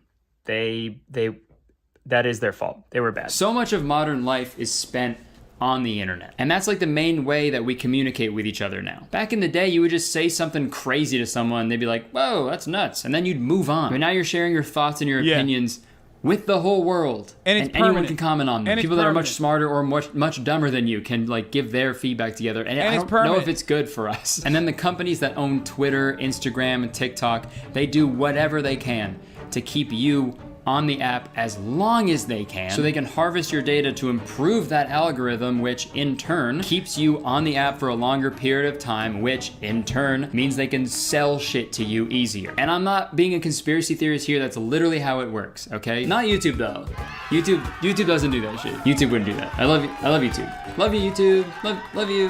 And I feel like we can't just stop giving our opinions. We're not allowed to. When any sort of issue arrives, big or small, if there's like a societal and social pressure to say something about it, no matter what, even if you're not educated on it, you have like a brief amount of time to take a stance on something. And I'm not saying that like sharing stuff and like being vocal about issues doesn't do anything. Obviously that goes a long way. The world we live in fucking sucks all the time and people need to talk about it. I understand that. But obviously when this is the standard, some awful opinions are gonna come out. And as time goes on, it's getting easier and easier for people to be persuaded and radicalized on the internet. And that has very real ramifications on the real world. So I think going forward, we could all benefit from just, you know, putting the phone down for a little bit, okay? Going back to our roots. If you've got like a crazy opinion or idea, don't post it, okay? You go find a fucking cave and you carve it into the wall. Don't tweet or anything, okay? Go to a fucking town square and start shouting your beliefs, okay? At least that takes balls. Stop scrolling and start scrolling. Write your shitty opinions on a scroll and fucking bury it with you. Bury it with you. All soccer fans have foot fetishes? Okay, to be fair, that's a good take. You in your coffin, shoddy. Sorry. I disagree, and here's why. I can't believe I'm saying this, because Curtis, great takes overall. Great takes overall. Never stop posting. Why? Because it's content, and I love consuming it. I am consuming that garbage 24/7. I cannot stop myself from consuming it. I do not want anyone to put their phone. You got a fucking terrible take? Fucking let it out, okay? I will probably scream at you if you do it in here to derail the content that I'm already engaging in. But god damn, dude, I love you hyper medicalizing every interaction that you've had. I love you calling, a bad date that you had, a love bombing from a narcissistic interlocutor. You know what I mean? It's great. It's so fucking sick. Your entire stream is terrible takes. I love it too. Sure. Yes. I love it. I'll gobble up the bad takes. I'll gobble them up.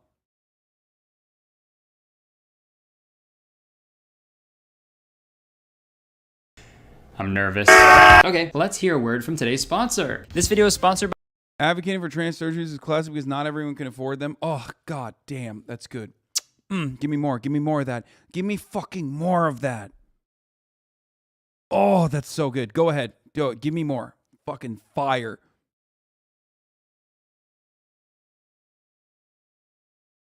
It's so good. It's so good. It's so fucking good. Good take alert. People always ask me how I'm so happy all the time. Sunning your holes for 2 minutes a day, increase your vibrations. Try it. That's a great take. That's great. I'm in the middle of a league game. That's a great take. You know, the normalize allowing your single friends to bring their platonic best friend as a +1 to your wedding. Great take. Incredible. Working out is ableist. Love that. Fire. Not everyone can work out. So creating a body standard that is physically fit and healthy is unironically ableist. Give me more. Give me more.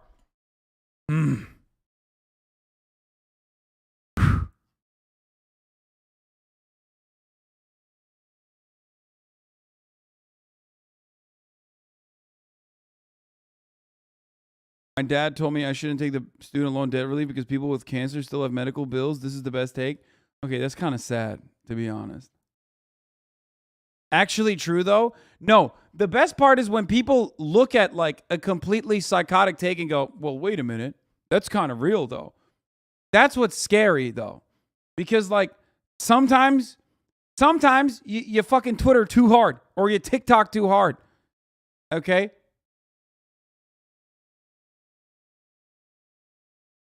Being a good father is anti-orphan. Affordable housing stigmatizes unhoused people.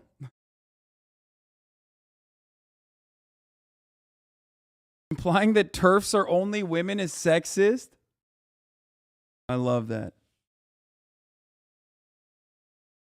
Nipple piercings are imperialist because metal was mined by slaves. Oh my God. Holy fuck, dude. Top of the hour ad break is classist because at the top of the hour, not everyone can actually subscribe and avoid the 60-second ad break. That one's from me to you. Because at the top of the hour, you're serving a 60-second ad break. And if you no longer want to see those ads, all you need to do is subscribe is what you say. But not everyone can. Not everyone can do that.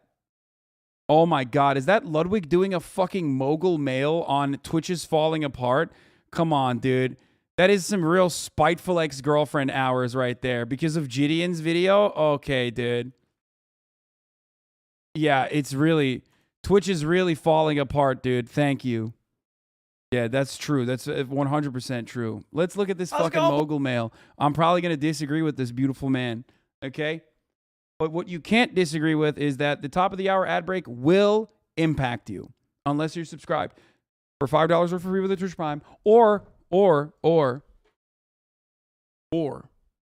getting gifted a sub. Thank you, Dynamic Chap 13 for the 5 gifted subs. Thank you, Cracky McWestside for the 5 gifted subs as well, allowing 10 people to no longer see the ads. Here's the 1-minute ad break now. These gifters, they're helping me defeat the classist allegations. Here it is. Check out this fan art of Ludwig and friends, which includes you. Yeah, this was beautiful. I saw this earlier. I saw this earlier today.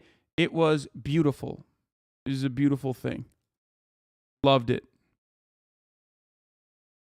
Nothing better than a nice serene trip with friends, surely.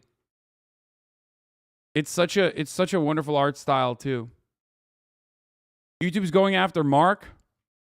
Yeah, YouTube cut it. Sure glad Lixie and Marcus Rachel, Nervely, and I busted our ass to get the segment ready for the big game on event just for it to be cut without warning. Fuck that. I'll put it on my channel tomorrow. What? Cut what? Like a part of their...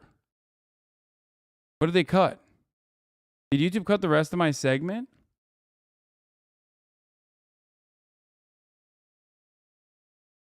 Those are his editors.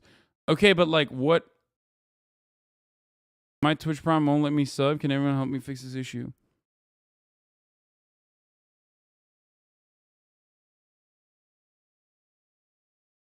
The only way you can see Hasan and Ludwig in the same pic is fan art. Yeah, that's true. His most recent video might be the reason. Try not to get age restricted challenge. What the fuck? Team Kills 1. Thank you for the 10 gifted subs, by the way. Thank you. What the fuck is this?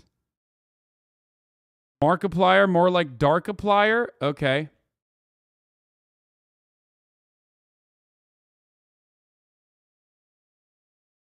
He made a video on a sexual game to prove YouTube was favorited.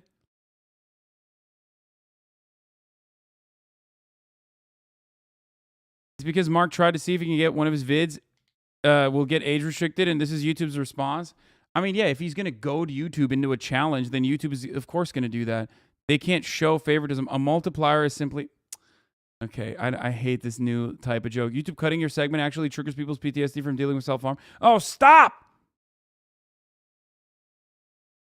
Okay, enough with the bad takes. I said don't derail, okay? Boys, welcome back to Mogul Mail. We got a one take this one, but I think we can do it because it's very similar to the last video I made. The last one was about YouTube perhaps being racist or expressing some favoritism based off a video that Corey Kenshin made. This one, similar but flip side of the coin, it's from Gideon, and it's about Twitch perhaps being sexist or showing some favoritism. Now, what is the scoop for this? We got to go back to what kind of started me making all these drama, YouTube, Twitch heavy base mogul mails a while back, the Gideon Pokimane thing. If you remember from that, it was Gideon.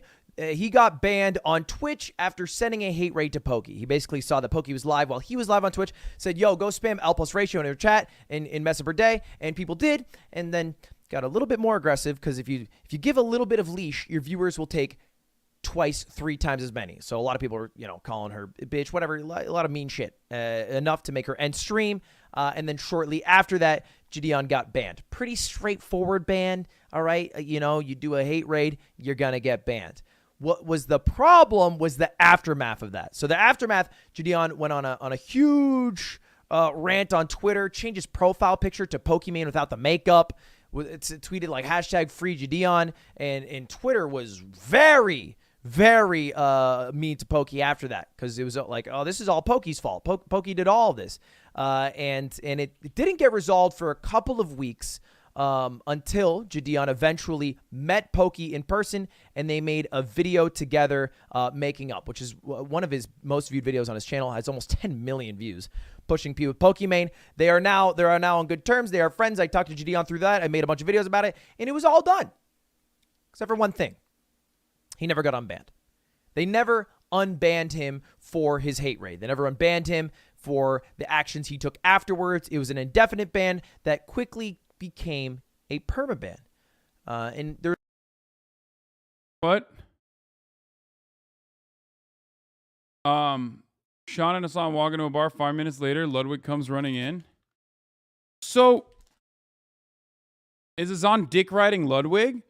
I mean, I'm probably going to disagree with him because I think he is a scorned ex-girlfriend, even though he's not really scorned. He got the bag, If he agrees with, depending on what level of agreement he has with Gideon's video, because there are parts of Gideon's video that I watched yesterday and reacted to where, I said that there is some truth. I do think that Gideon should have been unbanned especially after he made up with Pokimane.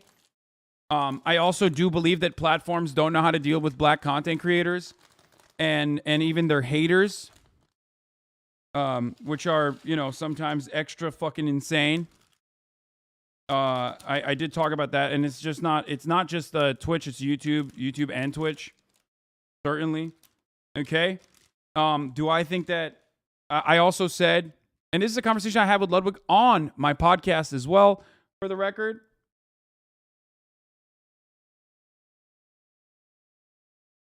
About how I think black pranksters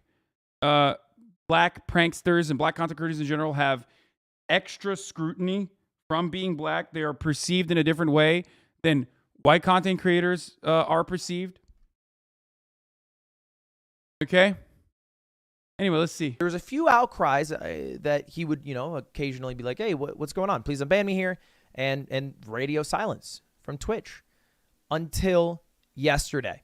And Gideon went on. No fucking way he doesn't mention the EU, TwitchCon EU, though. Come on.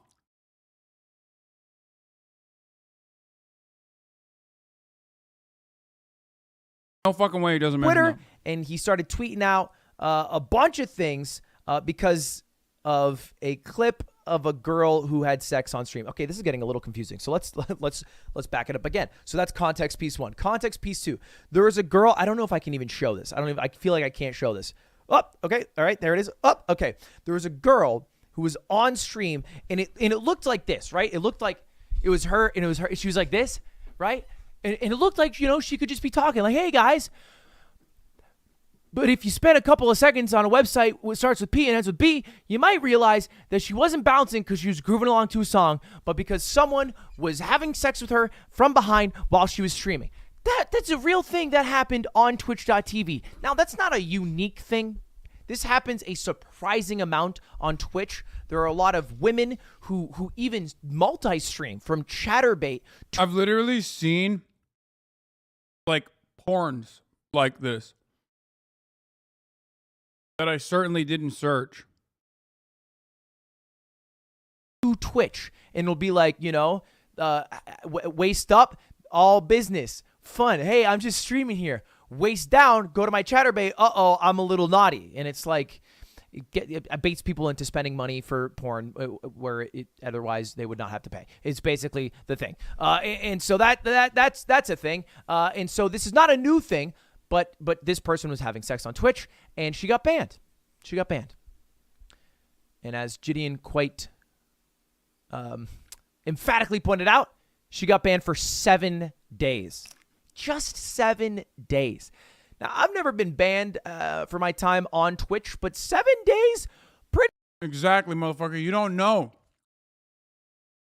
Ban chatters and ban streamers, rise up. Pretty short for having sex Golden on stream, boy. which is very clearly against terms of service. There are people like Amaranth and Indie Fox back in the day who would skirt the terms of service of what was and was not allowed.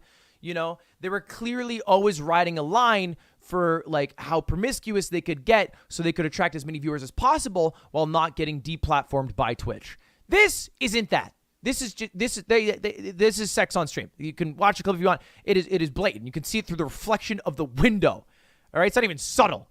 So 7 days, a little bit under, and it reignited Gideon in his flame for why he got banned, and it also got a lot of traction. I mean, you can see 231,000 views. He went on a whole entire rant on Twitter. Hashtag Twitch is sexist. And then today made a video called Twitch Sexist and Favoritism. And he posted it on his main channel, right? His main channel is generally known for like prank videos, things like that. He posted this on the main channel that has 5.77 million subscribers. It is number 2 trending for gaming. It was number 1 trending earlier. It's getting a lot of heat behind it. So much that hashtag Twitch Respond is trending on Twitter with 41,000 tweets. I mean, you can see him Twitch in 2022. And it's like, okay. That's a joke because Narcissa tweeted that she was going to shoot the Twitch headquarters. Show the fucking image above it, coward. Got banned for a month for that and is now back. And this person had sex on stream, got banned for a week for that. This person got banned for showing their full vagina, I believe. Got banned for 3 days to a week. And then it's Gideon, who cannot pass because what? Bro, I swear to God,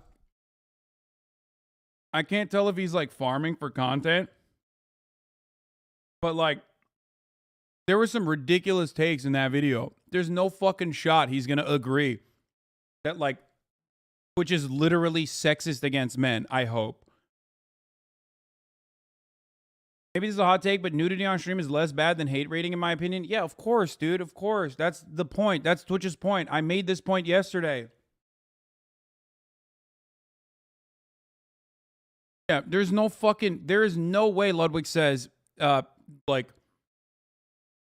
showing straight vag is significantly worse. Because, like, that's what this argument reduces to.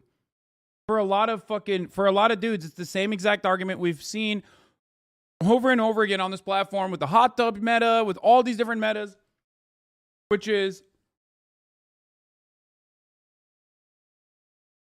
that, you know, Twitch is sexist. Women get special priority, all the shit. Did a hate raid that has now been resolved. But I want to be honest about something, okay? Because I do absolutely agree that Twitch is incredibly inconsistent with bans. All right, you can find threads on Reddit from 2015 that talk about this as a concern. They're notoriously bad at it. All right, they're notoriously bad because they are such a big bloated company, but few individuals hold so much power that I think if some person hates you at Twitch, they can keep you banned. All right, if they're high enough exec. Some person likes you at Twitch, they can make sure you don't get banned. If they're big enough at Twitch, it's how it works. And they're what? The W community already think he's racist for what he said about them last year, specifically calling them the W community, so that bridge is kind of scorched for any future collabs. Only Bruce kind of likes him. Wait, really? I think Ludwig is too white. Like, I know him, obviously, very well. I love him. He's a very kind individual. He's not a race person at all, okay? But he literally looks like every racist person. Straight up. Like, it's just what it is. So I do understand why. I do understand why someone would immediately be like, wait a minute. He does. He has like, you know, racist frat guy hair, dude.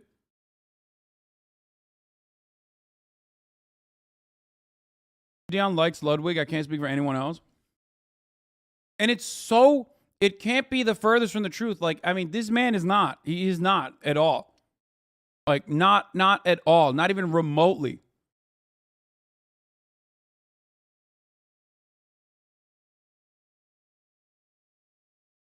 Ludwig didn't show the tweet about Whittion and Watanabe. Yeah, I know. Because, you know, he's just fucked up.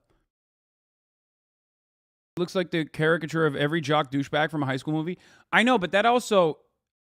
He does have finance bro face. Yes. He does.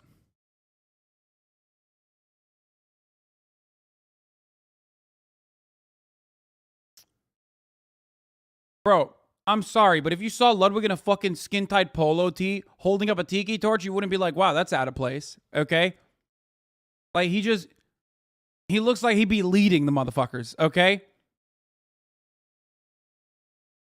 Look-wise, that juxtaposition also probably plays a good role in him being able to convert people to having good opinions.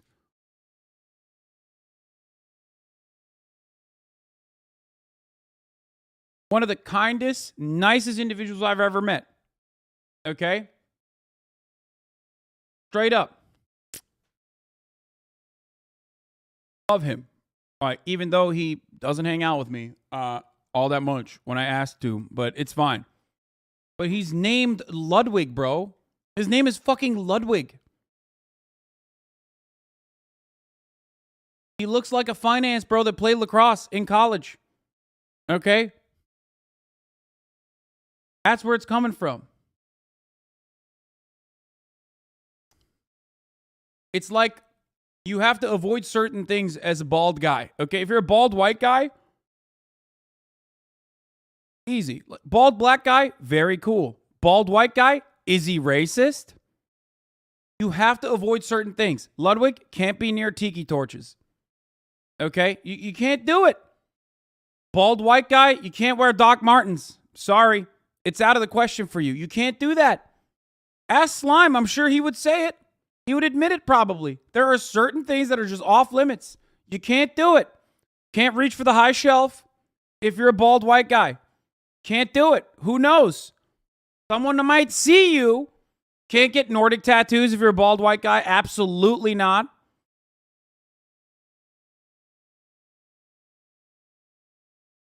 Can't do it.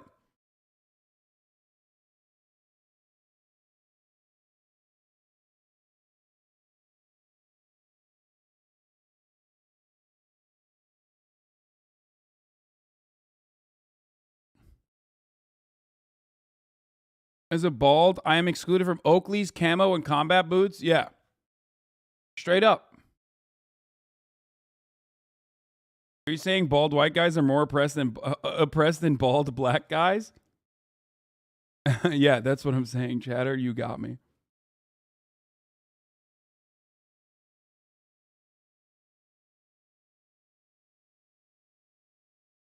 Their policies are so vague and live streaming is so new and so unique that they barely follow their own rules half the time.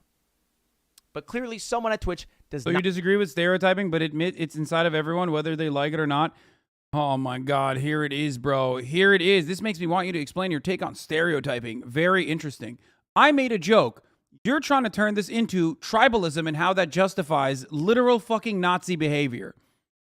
What I was doing is what is called a joke, okay? What you're doing now is taking that joke, ruining the fun for everybody else, and like literally trying to fucking make the same argument that Nazis do all the fucking time about how like tribalism is an intrinsic characteristic and that's why being racist isn't wrong. Just curious. Shut the fuck up. Not like Gideon, okay? So, and it's unfair that he's been banned for so long when so many bigger offenses have been banned for much shorter. Here's one thing I want to make a point of, though. I think Gideon is arguing in bad faith. I think he's very disingenuous about his effort to get unbanned. When he originally got banned, it's not like he was like, yo, my bad, I clearly broke terms of service. He went on rants on Twitter for weeks. He made fun of Pokemon on Twitter for weeks after. I had to hop on a call with him at some point. All right, I was off a gummy. He called me at like midnight, and I was like, bro, you're being crazy. Like, clearly what you did was wrong, and you are too upset. He said he was off a gummy. Yo, you can't. My man, I was off a gummy. That's awesome, dude. Yo, this vitamin gummy be hitting different, okay? Best with trying to be right in your endeavor without admitting what you have done bad, right? And I think he continued to do that. Like, for example, he made this video just a month ago. Twitch banned me, so I snuck into TwitchCon. This is him going to TwitchCon EU. He even participated in a charity raffle where he got to talk with a Twitch associate, and then he pretended that he was some random person and that he was like, oh, you should really unban Gideon to this random Twitch staffer because the raffle was to talk to a Twitch staffer. Are you a creator as well? No. God, no. I'm just a viewer, man. I'm just a viewer. I was wondering, do you watch like a lot of streamers? I do. I mean, it's part of the job. Yeah. Someone I think that could get a lot of people interested in your service. Me personally, he was one of my favorites before he got sniped off the platform, but I don't know if you heard about Gideon Premium. Is that you? In this call where he was pretending to be a random fan who was saying, please unban Gideon, he had his username as Gideon Premium. Nah, man, I'm just a viewer, bro. Well, that's your name in the lower left-hand corner. Oh, nah. I'm just such a huge fan. You know what I mean?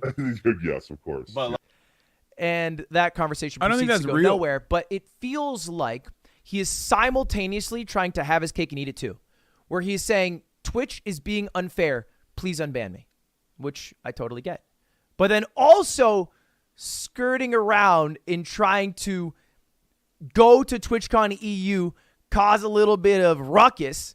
In the video, he walks around and he just, you know, he's like, I got banned. He's just trying to get kicked out for views and for content, which worked, and it was entertaining, and it's like Gideon's content. I like Gideon. I do like the guy, but I feel like if you are genuinely trying to get unbanned, you try to do the most to prove that you have changed. But I think what he does is try to clown on Twitch, make full content of Twitch, never really apologize for anything, and then also take the righteous high ground point of Twitch is sexist, where He's right.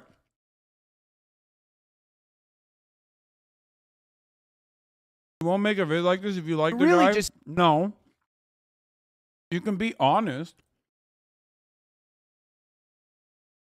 I said similar things about Gideon.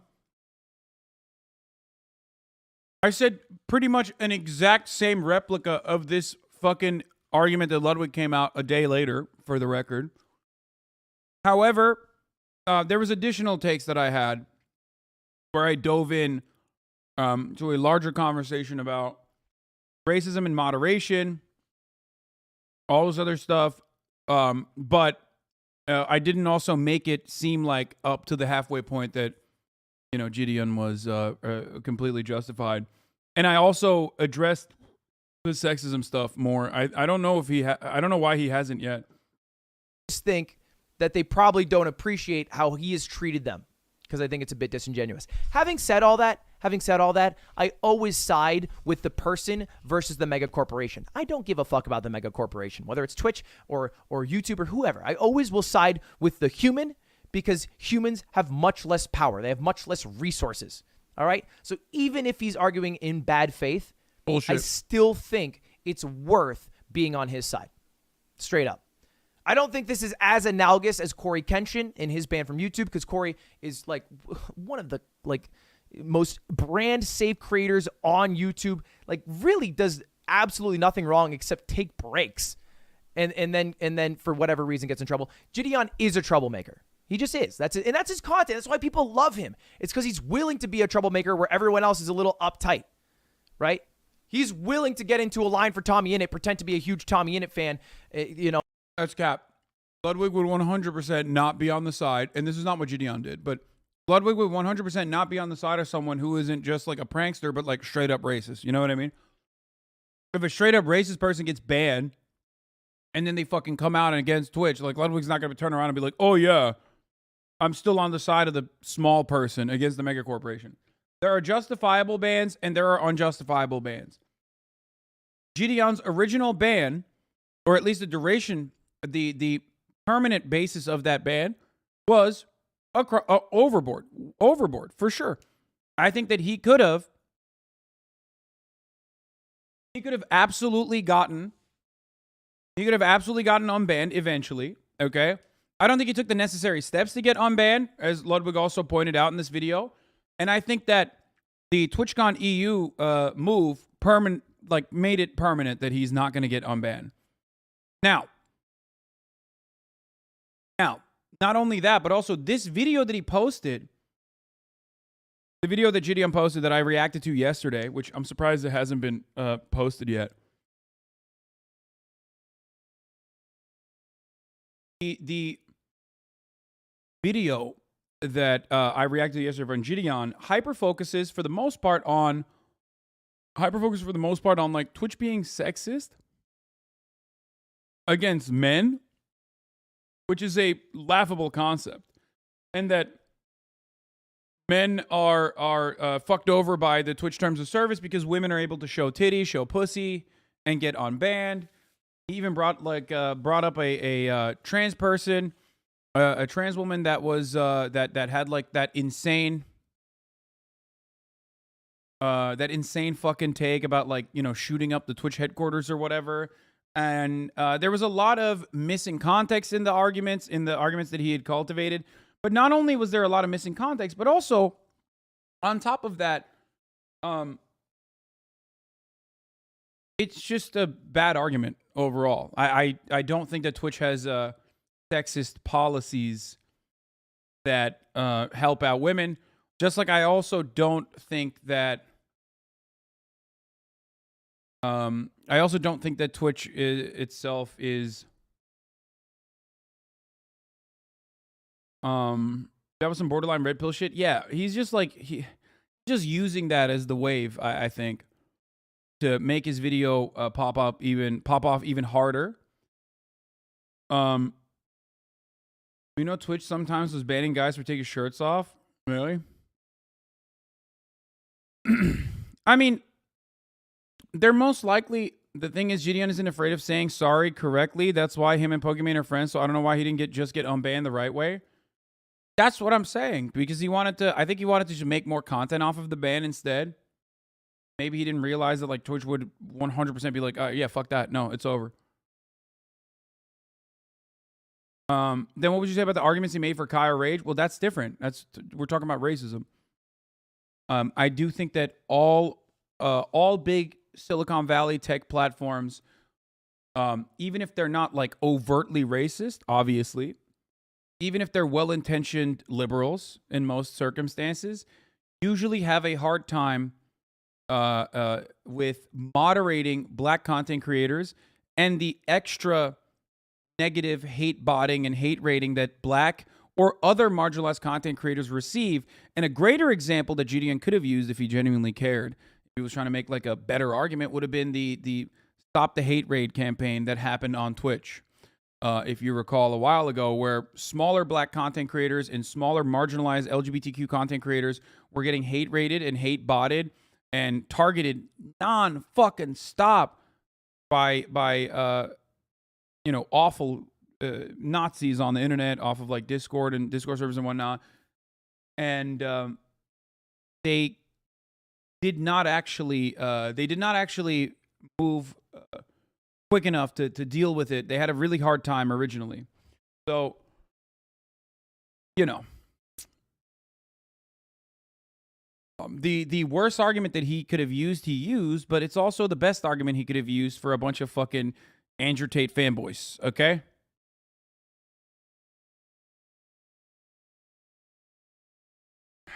You know?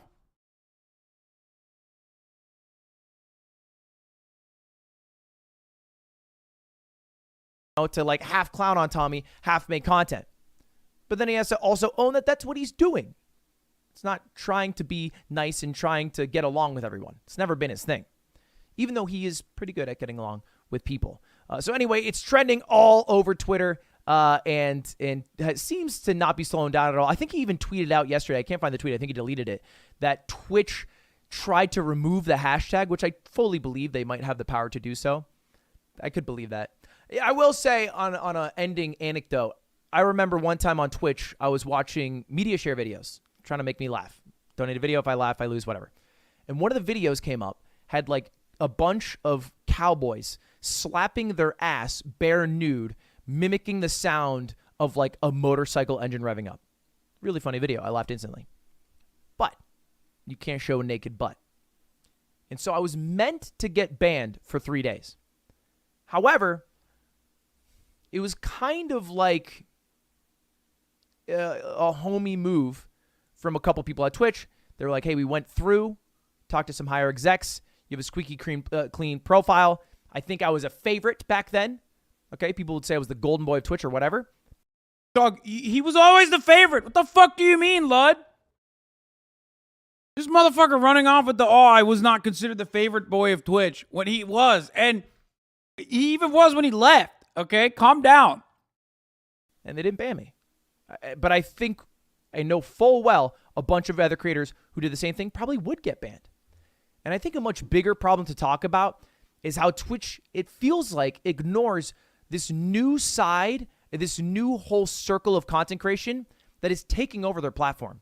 I'm talking about the WL community. People like Aiden Ross, Kai, I'm Dante, like these really awesome creators who are bringing a whole new audience to the website, but aren't what you would think of as like traditional Twitch creators. So people like Asmongold, XQC, and Mizkif.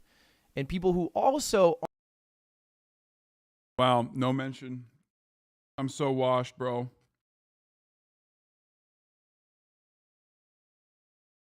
Left out again. I'm never watching another Mogul Money again. Aren't as brand safe. And it feels like Twitch fails to highlight that community, which is a primarily black community, and brought a whole new audience of viewers who are completely different from the old viewers of Twitch.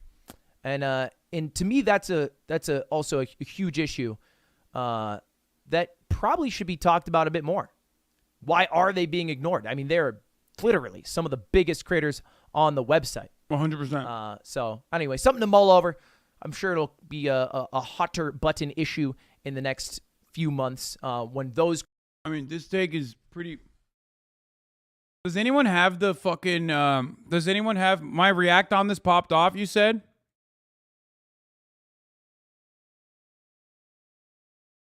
Where was it? Someone found it on YouTube. Like, one of my clip channels posted it before my editors did, of course. What else is new?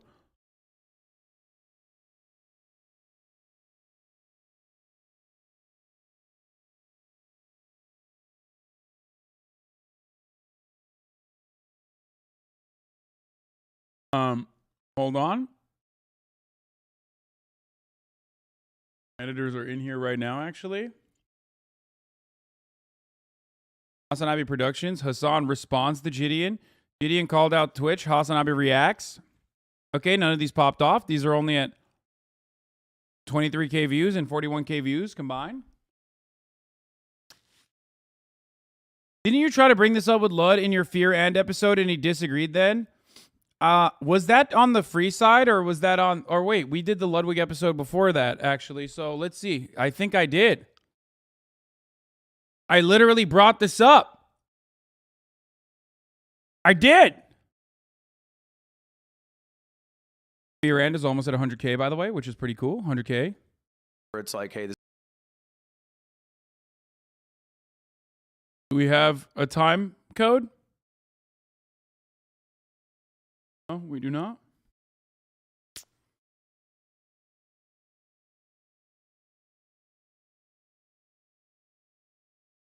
when you and not to go off on a tangent, but when it comes to intimate things, just because somebody invites you over to go watch a movie and there may be a little romantic connection prior, doesn't ball or something. That's the thing. Like, I want to do that too. I want to fuck the lifeguard. I want to do the Amazon cannonballs. warehouse. That's what I mean.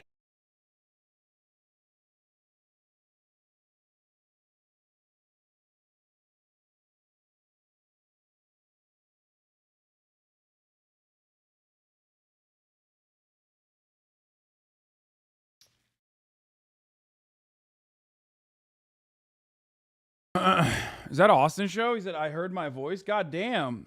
Only time this motherfucker pops in here nowadays is when voice is heard on the chat or on the show, on the stream. 11009. YouTuber or maybe just famous person gets very rich, they get power, and then it's like, I feel like getting a fucking hot, tight fit bod is It comes with the territory, but that's not what I'm talking about.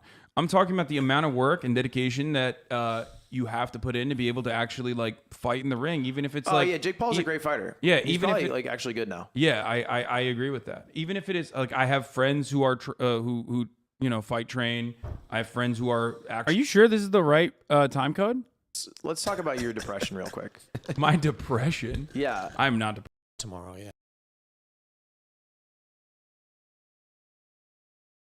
5823. I doubt it, but let's see. You're looking at you're looking at shirtless photos of dudes in your phone while I'm like, nope, that's not it either. Okay.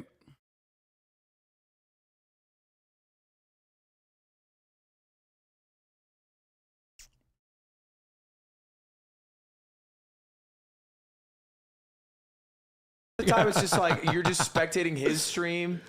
He'll go off on a tangent and it's like 23, not 43. 5823. What the fuck do you mean? Okay, everyone is just dropping random timestamps in the chat. It's a classic. Fucking classic. Timestamp in the comment, 39 minutes. His problem. No, I don't think so. I think either. the big problem I think is Andrew like Tate's like a bigger problem. 100%. I think Andrew Tate is definitely a bigger I didn't even like that song. Look, I There's timestamps in the comments. Yeah, I wish we did have the timestamps right here. How was gay sex? Loads of dirty boy. How brophobic is Hasan? Moment of silence. Hasan doesn't get it. Then Lud finishes the story. Austin is a Karen. Austin's cock. Lud opens up.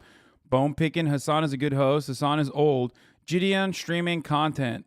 Oh, this is it probably. Another content creator that I actually want to talk about, even though this demographic of people talking about it is kind of not the best look aesthetically speaking, but Gideon. There's a Gideon Tommy Innit drama. I saw that. And I've been thinking a lot about this. And for those of you who don't know, Gideon was banned from Twitch for a harassment campaign that he did against Pokimane. He apologized for it. They made up for it. And they became friends. And then But Gideon, he's still banned. But he's still banned from Twitch. So he went to TwitchCon EU. He snuck in with a partner badge from someone else. And he filmed something there. And he was being like, he does a lot of pranks. He does like, the Best Buy prank shit where he goes and like annoys people that are, minimum wage workers at Best Buy. Yeah, he went to TwitchCon EU because he's banned from Twitch, so it's like a fuck you to Twitch, and then maybe this is a good video. So he's just trying to disrupt a bit. Have Bruce drop him off on the podcast? Bro, I would love that. I love Bruce. That'd be fucking fire. It's not on me, it's on him. Yeah, exactly. Which I don't have an issue with that sort of thing at all. It's fine. Like that's okay. The difference between the way I look without a beard versus with a beard is fucking insane, dude. Look at this. I look like a different person. I'm sorry, this is completely unrelated, but I look like a different person. What the fuck? Bruce fucks with you, he'd do it? Yeah, no, I know.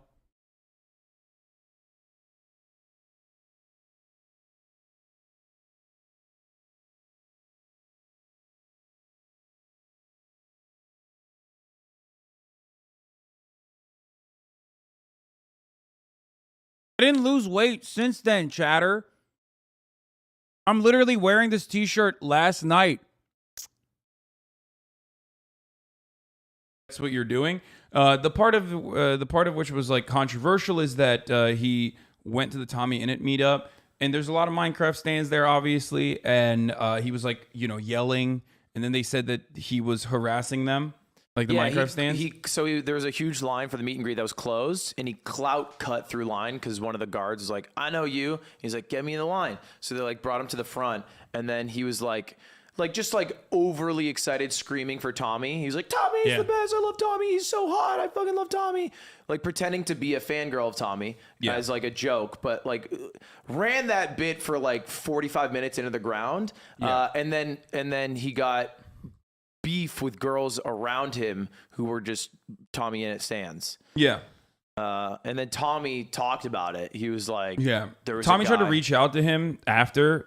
And he was unable to reach out to him directly. I did make a point about like black content creators. I did sleep like right for a while, entire time. So that sucks because in the video, he reacted to Tommy saying I reached out, and then he's like, Tommy never reached out to me, which is not true. But he just, I guess, didn't know. I don't. Sure. But anyway, I don't know. I don't know what I watched the video yesterday, but the reason why I wanted to talk about it is because it's a unique situation. On the one hand, Gideon, as you can see from that video specifically, reaches out to a very different demographic than what we are reaching out to. And what I mean by that is definitely black kids, people of color, much younger, but certainly there are content creators out there that are now serving a otherwise underserved community. I think this has a huge white base. What? I think he's a huge base of like people who are just white. But it's like rap music. Everyone consumes it, but and there's more white people, so of course there's going to be like a big amount of. I think you can just say he covers a much less nerdy side of the internet. Like it's much less gamer focused. The only game those people play is like Call of Duty. Yeah, but no, I also think that like I was trying to say it's a higher percentage of black people than other Gideon's content serves a higher percentage of black people than other forms of content, like other content creators. That's it. That's what I'm trying our to say. audiences are of course a lot of white people watch it. More white than percentage wise than him. Ludwig is right, just accept it. You are so fucking stupid, dude. Statistically speaking, this is the exact same fucking take as like, well, white people are getting killed more often, or more white people are getting killed by cops than black people. Yeah, that's true, because there's just more white people. Shut the fuck up. Okay? Yes, the W community serves an audience percentage that is significantly higher, comprised of black people than anything else. Doesn't stop Gideon from being a piece of shit and his content being awful. Fine. That's not what I'm even talking about. Yeah, but they're very nerdy. They're like on the spectrum of D&D to Call of Duty. We're on the D&D side. Yeah, they're the jocks. 100%. The Call of Duty, Madden, 2K players are the jocks of the game. If we played a football game and it was our viewers against their viewers, I think we'd probably lose. 100%. But if it's a chess actually, match, that's not true. I do have a lot of. I've Thomas Crabtree in my fan base. So is he like a? It's like saying this is not a trans-friendly community because only 14% of people in here are trans. Exactly. Thank you, Nina. That is exactly the point. It's like the percentage of trans content watchers is much smaller in other communities. 14% is an astronomical amount, right? That's a huge percentage for trans people. And the same would go for any community that has over like, here, I'll explain it to you in a way that you'll understand. A lot of places in the South, there are black people, okay, where the black population percentage reaches 25%. Those are usually known as black communities. Do you want to know why? Because that's double the fucking percentage of black people on average in the United States of America, okay? Because black people make up 13% of the population. Do you get it? It's never 100%.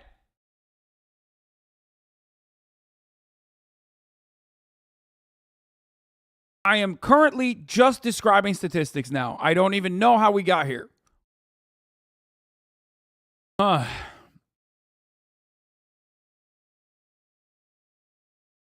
I was trying to bring up, Hasan is talking about how black content creators are looked at more sussily. A white creator who has done the same as Gideon would not be treated in the same way. There are white content creators that film dead bodies, sexually harass people, and bounce back. For black people, it's way more draconic the punishment. Yes, and that is both partially a consequence of moderation being different, but also, more importantly, than even the moderation itself, it's also the audience reaction.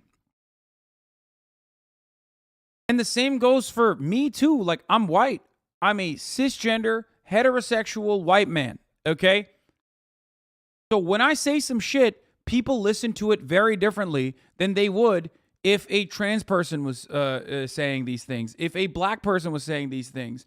Because a lot of people are just basically conditioned into looking at a white guy and listening to them, especially in the West. Okay? Especially in America.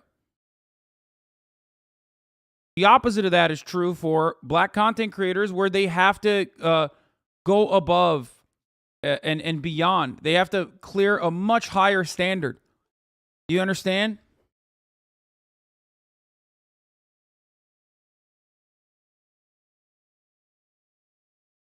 Also, my point as far as like redemption, or my point as far as like understanding and hoping that people become better people by learning, you know what I mean, by going through their experiences. The greatest example I can always use is someone like Miskiff. Okay, Miskiff was a shitter. He was a shithead. Okay, he did some sussy shit in his past, but Miskiff now is a much better person. Okay, still is, to be fair. No, he still does the prank shit. He still does kind of shitty stuff with respect to like pranking and things like that. But if you consider, like, you're not understanding what I'm trying to say. Miskiff, as a white prankster and like drama farmer, was allowed to fucking fail and continue on. And he learned from those lessons and is no longer doing the same kind of things he's doing. A similar standard could also be applied to someone like Gideon, but that opportunity was never given to someone like Gideon by Twitch. Okay? That's my point. And you might even feel this way without recognizing it, okay? You might feel this way without recognizing that you feel this way. And that's how fucking, having a little bit of just an underlying crumb of white-centric attitudes works, okay? Stop shit-talking? What?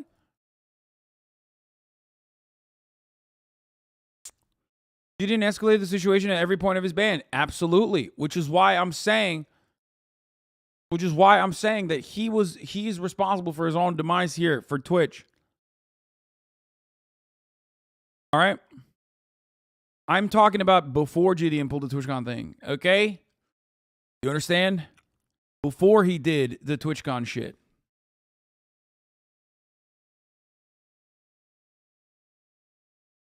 The point Hasan is making is perfectly clear. Chat just like the twist that once race is involved in an attempt to try and frame you in a negative light. Yeah, exactly. No matter what happens. Goddamn homie, chat just takes everything as uncharitably as possible and also argues the whole fucking time. It's amazing you ever teach anyone anything. It's fine.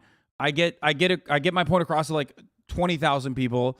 Even if 10,000 people are like literally taking the wrong point here, it doesn't matter. He's at 0% of the clout Jid had when he was doing this stuff. That's not true.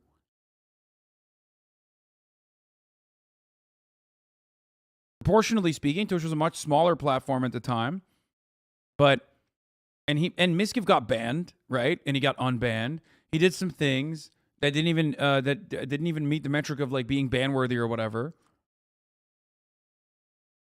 And at no point did I say that Gideon did not deserve to be banned for the fucking harassment campaign.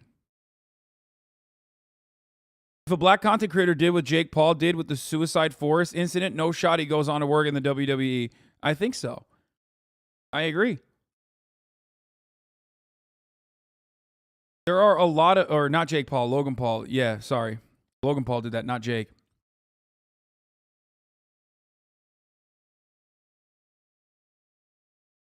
And this is another thing that I brought up literally yesterday. This fucking chat was talking about how Gideon is a bad rep for the black community. It's insane that Gideon can't be himself. Instead of an entire community, has to be a representation of entire community, a standard no white creator has to adhere to. Yes, that's the point. That's literally the point I make all the fucking time. I'm not saying GDN's content is fucking excellent, okay? I'm not saying like, oh, I love every single video he makes, okay? I routinely talk about how his content largely revolves around like harassing fucking minimum wage employers, okay? Like that's a big part of his content. That's the good stuff too. That's not the fucking stuff that's like, you know, that's not even the stuff that got him banned, right? When I was talking about Gideon potentially getting unbanned, I was largely referencing the time frame between Gideon apologizing to Pokimane and making amends and the TwitchCon EU video. Okay?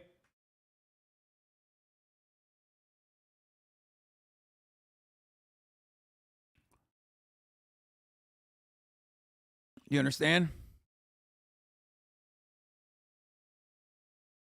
Jake didn't change. Logan did. Not the same person. There's truth to that, but Logan still does like rug pulls and stuff every now and then. But yeah. It's like Michael Crabtree's brother or something. He is I think he's a Heisman Trophy winner or something. I'm also a pretty good football player too. He has a Super Bowl. No, not a Heisman Trophy winner, but he has a Super Bowl ring. No, I am. I'm pretty good. Are you good? Were you good at any sports? Quick aside. Yeah, I was. Dude, I mean, he fucking sidestepped the conversation. I'm talking to you. I don't know anything about basketball. You destroy me in a 1 week. Anytime. One thing versus bros, dudes versus. Is versus. Did we not go back to the initial houses? Like, I think that pranksters like Gideon have existed since the beginning of time. It's existed in mainstream media. It's certainly existed on the YouTube space. Gideon, as far as like his impact and his content or the way he carries himself and what he does, is infinitely less problematic than a lot of white pranksters that popped off on YouTube and got clouded the fuck up and did horrifying shit both in their videos and also the way that they conducted themselves. But because, and this is the controversial part, because Gideon is black, same with iShowSpeed, I think that we do end up analyzing it from a different lens. Maybe, but I also think Aiden Ross receives the same flack because he does a bunch of dumb shit. And I don't think to the same degree as Gideon does, though. Really? Yeah. I feel like it's possible. I think that is like people will get very mad at me because they'll bring up like examples of like white people being canceled or whatever the fuck, and that's true certainly. But if you look at the impact of someone like Gideon, like he's just being annoying. You know, that's his thing. Like, yeah, he's being fucking annoying. I personally am not a fan of that kind of content. I don't think it's not for me. I've never enjoyed it. But plenty of people do. But that is less impact. Come on, don't put Speed in the same box as Gideon. That's not fair to Gideon. Than like, you know, sexual assault prank. I used to enjoy it though. Or like Yeah, going of to course. the You're going into the hood with my Trump car prank. You know what I Right, mean? right, Like all right. that shit. That's like way worse. Yeah, that is. I don't think he's nearly in that category, and I think it shows because I think he has a lot more success than those people and longevity than those people. Because those Yeah. people are like a flash in the pan.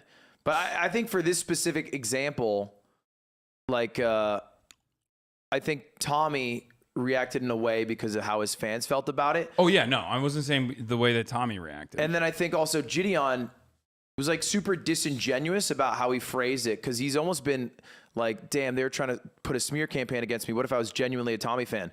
And it's like, well, yeah, that's the whole point. What if you were? You weren't. You were like a disingenuous fan yelling. Yeah. And it's, in a way, I think, pretty easy to perceive it if you're like a Tommy Innit fan in a lineup and then someone's like fake yelling, and it's pretty easy to tell when someone's like, yeah, Tommy! And then they don't actually care, that it devalues the thing you are caring about, and it just makes them feel bad.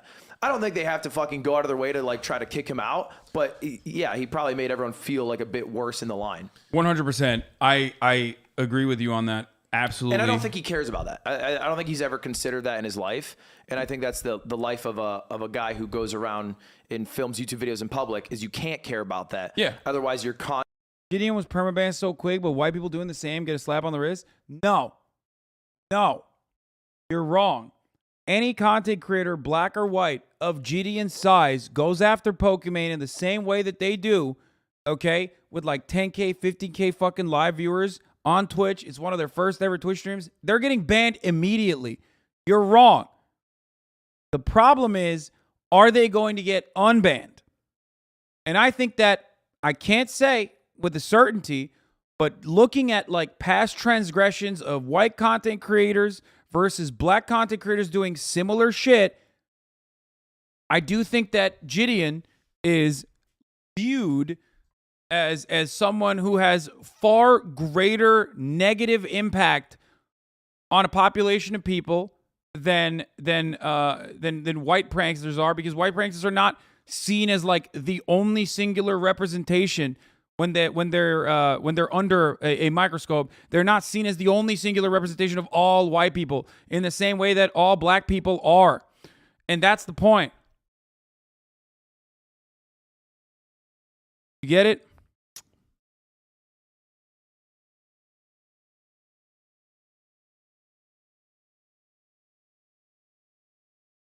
And this goes far beyond, like, this kind of attitude goes infinitely beyond. This goes far beyond the Twitch interaction with Gideon, okay? The insulated incident. It's just how black people fucking operate in corporate structures. It's how normie black people operate around white people. There's a concept called code switching for this reason. Okay?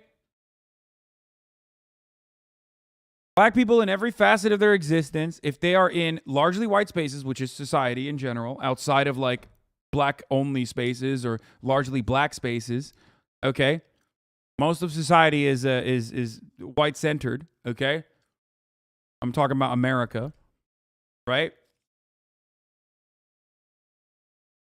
Black people behave a certain way usually, specifically so they are not falling into pre-established stereotypes. Okay? Racist stereotypes.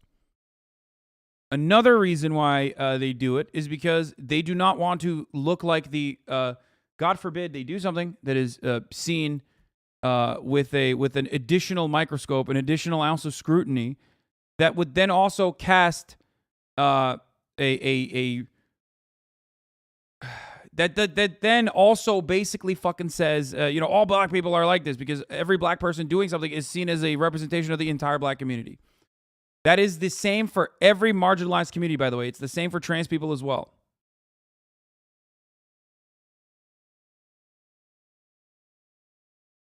A perfect example of this movie, Sorry for Bothering You, it's a great movie, and would be right up your alley. Yes, Boots Riley is a fucking communist. I love him. Sorry to Bother You was a great movie. For the record.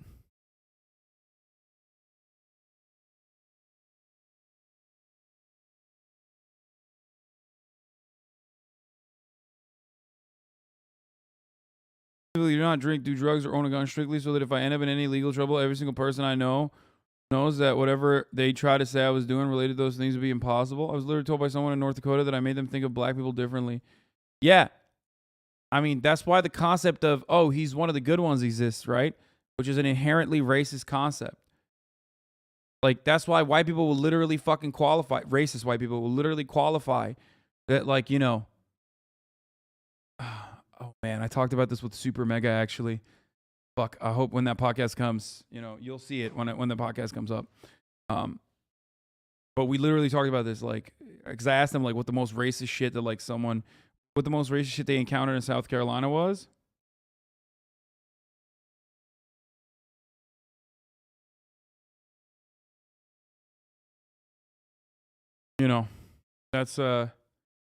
That was one of the things that they were telling me, is that, like, white people will oftentimes, like, literally qualify if they're talking about a black person. They'll be like, he's one of the good ones. Isn't like, the rest of them aren't good, but he's not like the rest of them. He's one of the good ones. Like, that's how they qualify.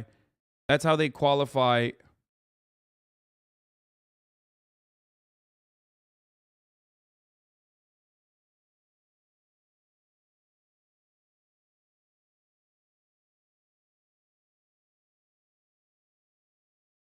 Anyway. Okay. Were you on Chapo or vice versa? I can't find the Chapo app. No, I was not on Chapo. Chapo was on my podcast. When the Will Smith Chris Rock thing happened, I had to explain to my white friends that black people are often made to be the spokesman of the entire black race. They were too thick to understand. Yeah. I think the Will Smith Chris Rock example is a perfect one about, like, the draconian attitude that a largely white population has towards black bodies policing black people, even if it's like minor altercations, and like how greatly. I mean, I talked about this extensively when that shit happened. But what do I know? I'm fucking racist, right? I mean, according to Black Twitter, at least. Anyway, let's move on from this. Let's hear what Asman had to say about it.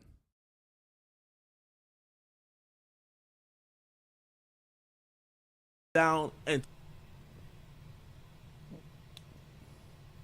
when was the last time Twitch gave Have you noticed that every time you have comments about black content creators, it always turns into you defending Gideon or Speed from a leftist chat? We can never talk about the great things that Kai, Duke, and the AMP guys are doing, or Your Rage Gaming, or I'm Dante. It always turns into Gideon and he becomes a representation of all the black streamers. I mean, the reason why is because he's the tip of the iceberg.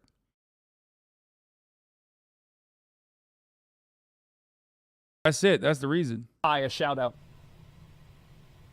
Also, Or he Your can be a Rage representation Gaming. of black content creators. What do you mean? Like, I mean, it's just like he is a black content creator.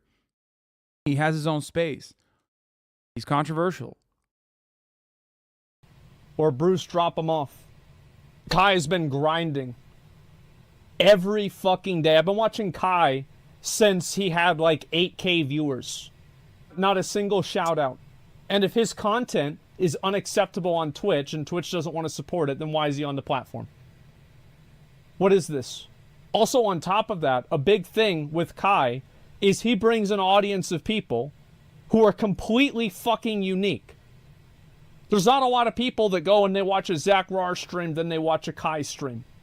I think there's some. There's probably going to be more. I mean, yeah, I'll talk about it. I think he's a good content creator, right? Absolutely. But I obviously, like, there's a lot of people that this is a relatively new audience. It's fucked up. Talk to other creators on their... I can't say that there's nothing about it that's not about it being black. I don't know. However, maybe if I watch Corey's video, my mind will be changed. However, again, isn't it odd? No shout outs for Kai. No shout outs for Your Rage. No shout outs for Bruce.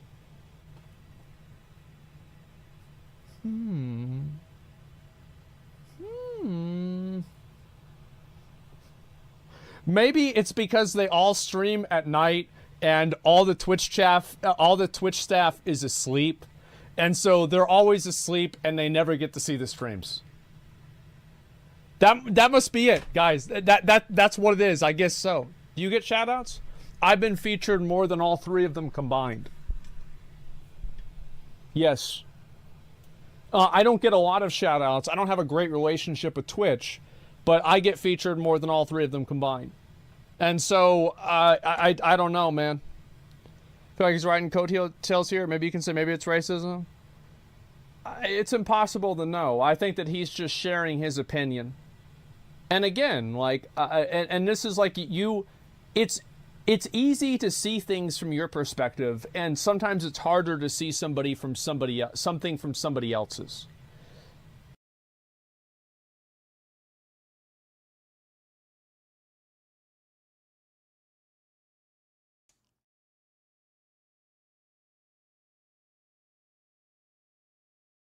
Chad is defending Twitch in the chat now.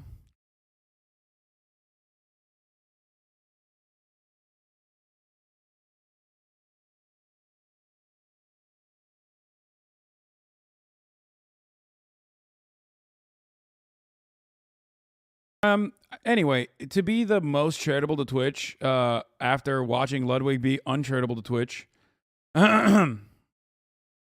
ex-boyfriend vibes.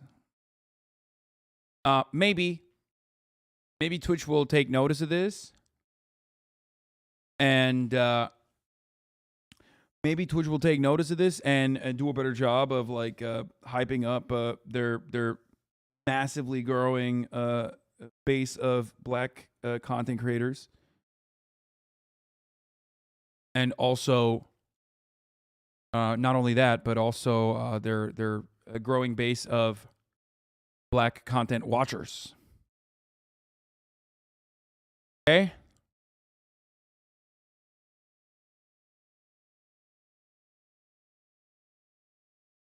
You know damn well they won't. No, they might. Don't tell anybody.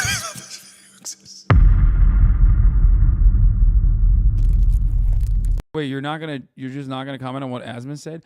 I don't know if I should watch this. I've never watched. I don't know what this is. This is gonna be TOS, I think, so I'm not gonna watch it. I'm not gonna watch a Markiplier video. We're gonna do good cop gets fired, good cop gets bad cop fired and arrested.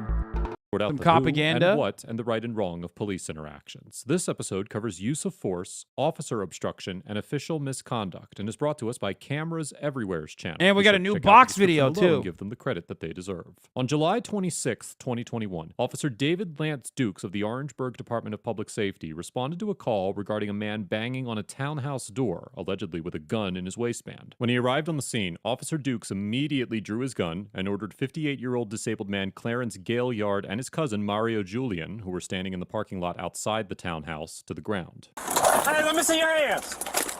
Bert, get on the ground. Get on the ground. Get on the ground right here. Get on the ground. You, burgundy shirt, get on the ground. Over here. On the ground. On the ground. Get on the ground. Do you not listen? Get on the ground. Mr. Gaillard attempts to comply with Officer Dukes' orders by getting onto his hands and knees, but Officer Dukes forcefully uses his foot to attempt to force Mr. Gaillard all the way to the ground. Typical, dude. Classic. Fucking typical, classic bullshit, dude.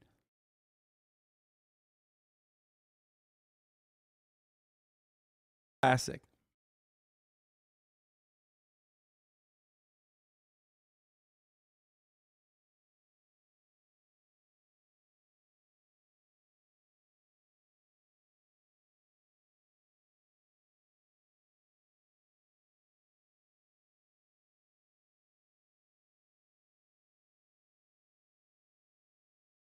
All right. Causing his head to violently hit the pavement. In the 1989 case of Graham versus Connor, the Supreme Court explained that the Fourth Amendment requires a police officer's use of force to be quote-unquote reasonable under the circumstances, and identified 3 factors that courts should consider when determining whether an instance of force was reasonable. These factors include, quote, the severity of the crime at issue, whether the suspect poses an immediate threat to the safety of the officers or others, and whether he is actively resisting arrest or attempting to evade arrest by flight. More recently, in the 2016 case of Armstrong versus Village of Pinehurst, the Fourth Circuit, which includes South Carolina, held that, quote, non-compliance with lawful orders justifies some use of force, but the level of justified force varies based on the risks posed by the resistance. Even purely passive resistance can support the use of some force, but the level of force an individual's resistance will support is dependent on the factual circumstances underlying that resistance. In this situation, the severity of the crime at issue was limited at best, although Officer Dukes claimed to believe that Mr. Gaillard had a gun at the beginning of the interaction. However, at the time Officer Dukes used force against Mr. Gaillard, it was clear that he did not pose an immediate threat, as he had raised both of his empty hands above his head before getting on his hands and knees. Finally, Mr. Gaillard was not resisting arrest in any way. In fact, he was attempting to comply with Officer Dukes' commands when the force was employed. Under these circumstances, it is highly likely that a court would conclude that Officer Dukes' use of force against Mr. Gaillard was neither justified nor reasonable. Is there a gun back there? By that truck. Broad enough that any action can warrant any use of force by police? Of course, that is by design, for the record. For those of you who don't know, that is deliberate, that is by design. That's why the way that it is written that way. No gun. You're not listening, dude.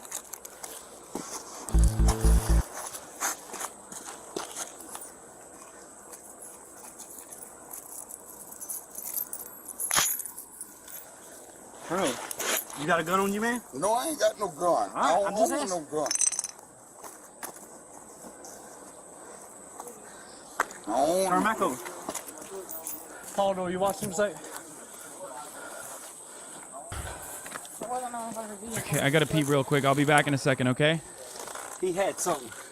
Also, I'm gonna run the top of the hour ad break right now. Yeah, I'm just asking. Why are you asking that? Why did you do this? Why did you fucking bash his skull in? Absolutely psychotic. At the top of the hour, there's a 6-second ad break. If you no longer want to see those ads, if you want an uninterrupted broadcast experience, all you need to do is subscribe, which you can do for $5 or for free with the Twitch Prime by connecting your Amazon Prime account to your Twitch account, or you can get gifted a sub. Here's the 1-minute ad break now. I got to go pee real quick. I'll be back. The door's unlocked. No, he was right here. Watch him. Go watch him. There it is. All right, that's what he had. All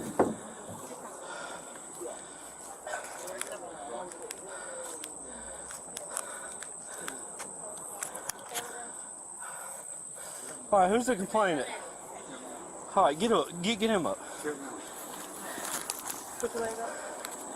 25 cents, got one tank. All right, put your leg that way so you can stand up. All right, listen, I'm about to help you. Hold on. All right, ready? 1, 2, 3. All right. Yep. Listen. Yep, they slammed my head Listen. down on the cement. Yep. Go back inside. Go back in the house. Go back in the house. Ain't nobody talking to you. I got head drummer. Go back in the house. Yep. Y'all bust my head down. Yeah, I've been in an accident. Yep. Y'all bust my head down. You threw me down. I sure did. You wasn't listening. Yep. No, it ain't. You ain't to throw me down like that. I'm disability. Okay. I got head problem. Yep. You threw me down. Yep. You threw me down. You threw me down. Yep. You bust my head down on the cement. Yep. You bust my head. All right, let me tell you what. His forehead. You bust my head down on the cement. He was in front of the car when I came up. And he was walking like this. And I thought it was a gun at first. I said, drop the gun, drop the gun, drop the gun, drop the gun. I had him at gunpoint. And he's over here doing something like this. You slammed my head. You slammed my head. What he was doing is putting this up behind the tire. So he comes over right here. He got his hands in his pockets. Yeah. Wait, that's crazy. I can't believe. Wait, first of all, did he even do that? I didn't even see that. But that's just the fucking. Isn't that a tire iron? Like, what the fuck? Why would he? No, he didn't? Oh, he's just lying about it? I didn't. Because, sorry, I was peeing. He had something. The door's unlocked. It's not always so. No. It's such a damned if you do, damned if you don't situation. Because, like, if he came up, he didn't have anything in his hands. If he had anything in his hands, you would have shot him. You came in hot as fuck with your service weapon, trained at this dude. Right?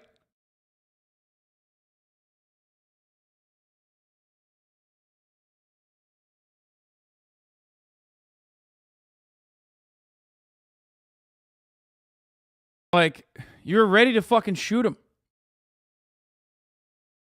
Right here. Watch him. Go watch him. If it's just a tire iron. There it is.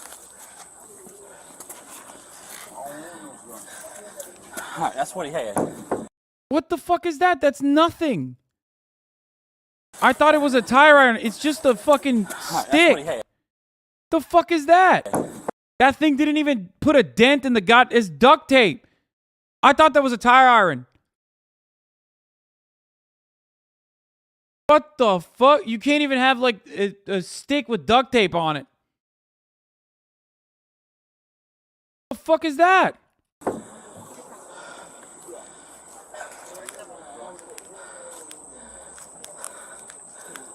Bro, cops be like, wow, do you see this? In the right hands, this is a weapon, okay? Like, for example, what if you put this in the freezer? Okay, what if you put this in the freezer for an extended period of time and then you just handed it off to me and I, unbeknownst to me, didn't realize this was in the freezer and I opened it and it exploded in my face? That's a weapon. That's a lethal fucking weapon, dude. That's fucked up. All right, who's the complainant? All right, get him up. Put your leg up. 25 cents, got one tank. All right, put your leg that way so you can stand up. All right, listen, I'm about to help you. Hold on. All right, ready? 1, 2, 3. All right. Yep. Listen. Yep, they slammed my head down on the cement. Yep. Go back inside. Go back in the house. Go back in the house. Ain't nobody talking to you. I got head He said call EMS. drummer. Go back in the house. Yep. Y'all bust my head down. Yeah, I've been in an accident. Yep, y'all bust my head down. You throw me down. I sure did. And You wasn't listening. Yep. No, it ain't. You ain't to throw me down like that. I'm disability. Okay. I got head problems.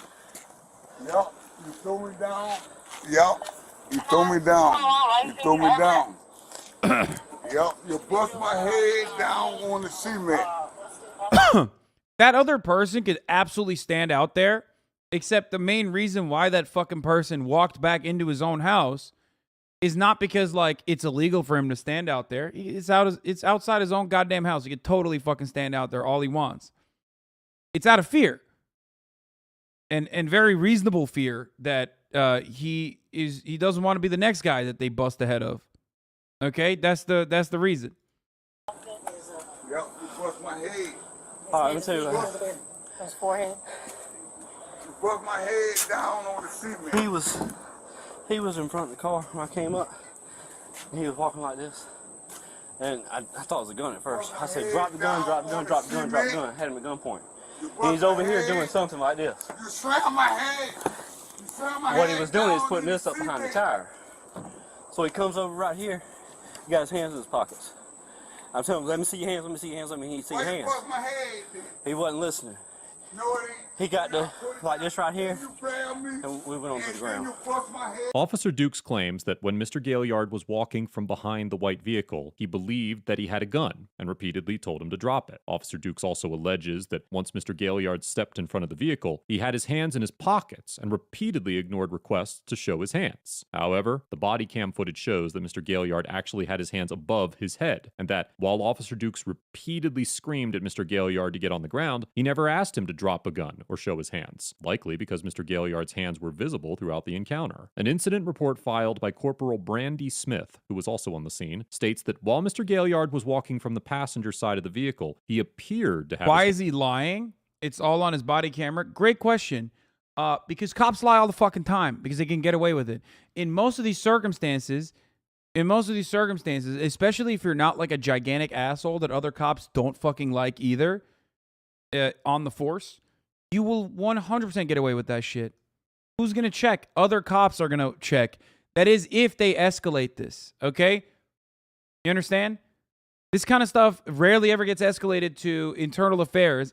And if it gets to escalated to internal affairs, that's still literally other fucking... that's still literally other... God, Jank is like sending me the dumbest fucking text message right now in the middle of everything. It gets escalated to other cops who are, in more cases, and more often than not, are going to turn the other cheek. They're going to look the other way. Sorry. Okay? It's only when you're like a particularly annoying asshole that even other cops don't like. That's the only time when, that's the only time they actually end up getting in trouble if someone does report it. But that once he reached the front of the vehicle, he took his hands out of his pockets. Corporal Smith's report also states that Officer Dukes was giving loud verbal commands for Mr. Gaillard to get on the ground, but makes no mention of a gun or any commands to drop a gun or show his hands. It's also important to note that when Officer Dukes was reporting what happened, he did not explain the method he used to take Mr. Gaillard down. Corporal Smith's report claimed that when Mr. Gaillard did not get completely on the ground, Officer Dukes pushed him to the ground by placing his right foot on the middle of Mr. Gaillard's back. However, the incident report filed by Sergeant Aquel Poldador states that Officer Dukes, quote, jumped up and stomped Mr. Gaillard on the back of his neck with his foot. Although it is unclear from the body camera footage whether Officer Dukes' foot landed on Mr. Gaillard's neck or upper back, it is certain that the version of events Officer Dukes explained to his commanding officer did not align with the body camera footage or the reports filed by his colleagues. That's what. On the cement. Yeah, your head did hit the cement. Right, because you bust me down on the cement. Where's the complainant? You bust my head down on the cement. Right here? Do you think your viewers are mentally disabled when they say ACAP? Sure, cops do things wrong. Saying ACAP is just pathetic in my opinion. Everybody probably knows someone that has gotten help from a police. Yeah, totally. Probably, dude. Yeah, definitely. My friend, people say all cops are bad or all cops are bastards. Not because, like, each individual that fucking puts on the badge is a bad person across the board in every facet of their lives.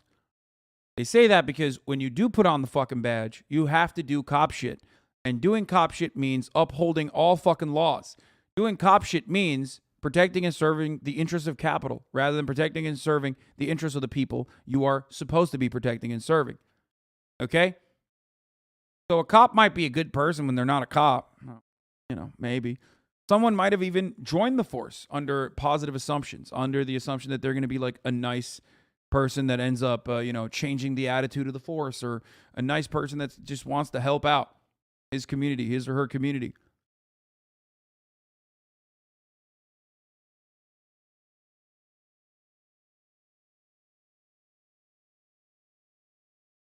But ultimately, cops do a lot of stuff like this. And more importantly, as you notice, a lot of the other cops aren't doing anything when this old dude who's disabled is getting his fucking skull bashed by the fucking fat pig. Because that's what cops are supposed to do. That's their purpose. Their purpose is to destroy the poor people, marginalized people, even white poor marginalized people as well, by the way.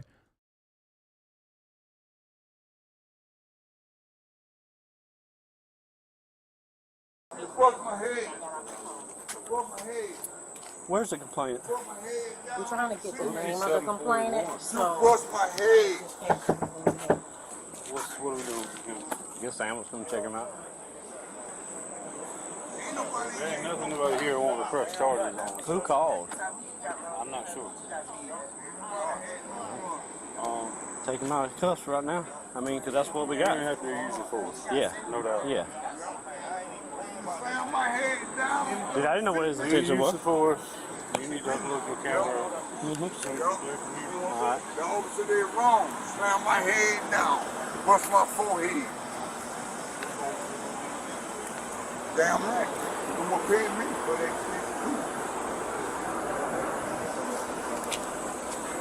too. Mayor, I'm going to take that into evidence of what he had. What?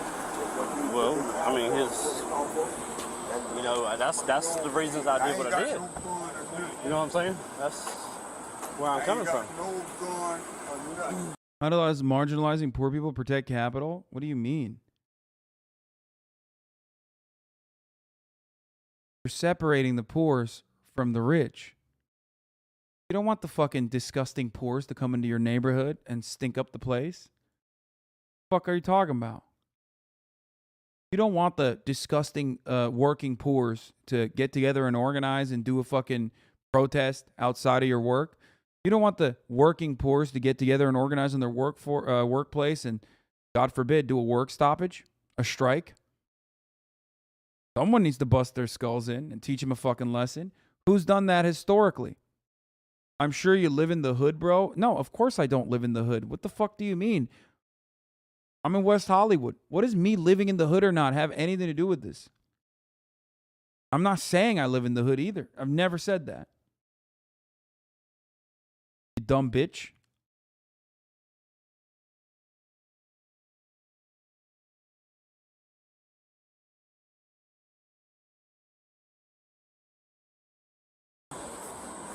Because when he was behind the truck, I couldn't see what he was doing. And I didn't know where There ain't nothing there. where that went. If it was still in his pockets when he come around that car with his hands in his pockets. His dogs off. Got it on camera. Yep, my All dog right, that's stick. fine. My dog stick. So he can come out of cuffs? Yes. Take him out of handcuffs. Yeah, he can come out.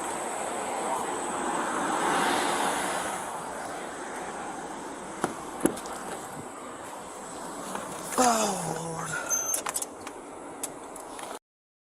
Dude, I feel like this guy, first of all, even the cops kind of seem like cops are doing something that you don't often see them do, which is like not immediately pat him on the back, which is surprising.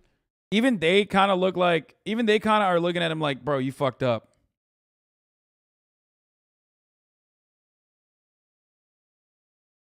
Like, which is surprising, which is why I'm saying, like, this homie might not have been, like, well liked in the force or something, which probably played a role in this getting escalated. You know what I mean?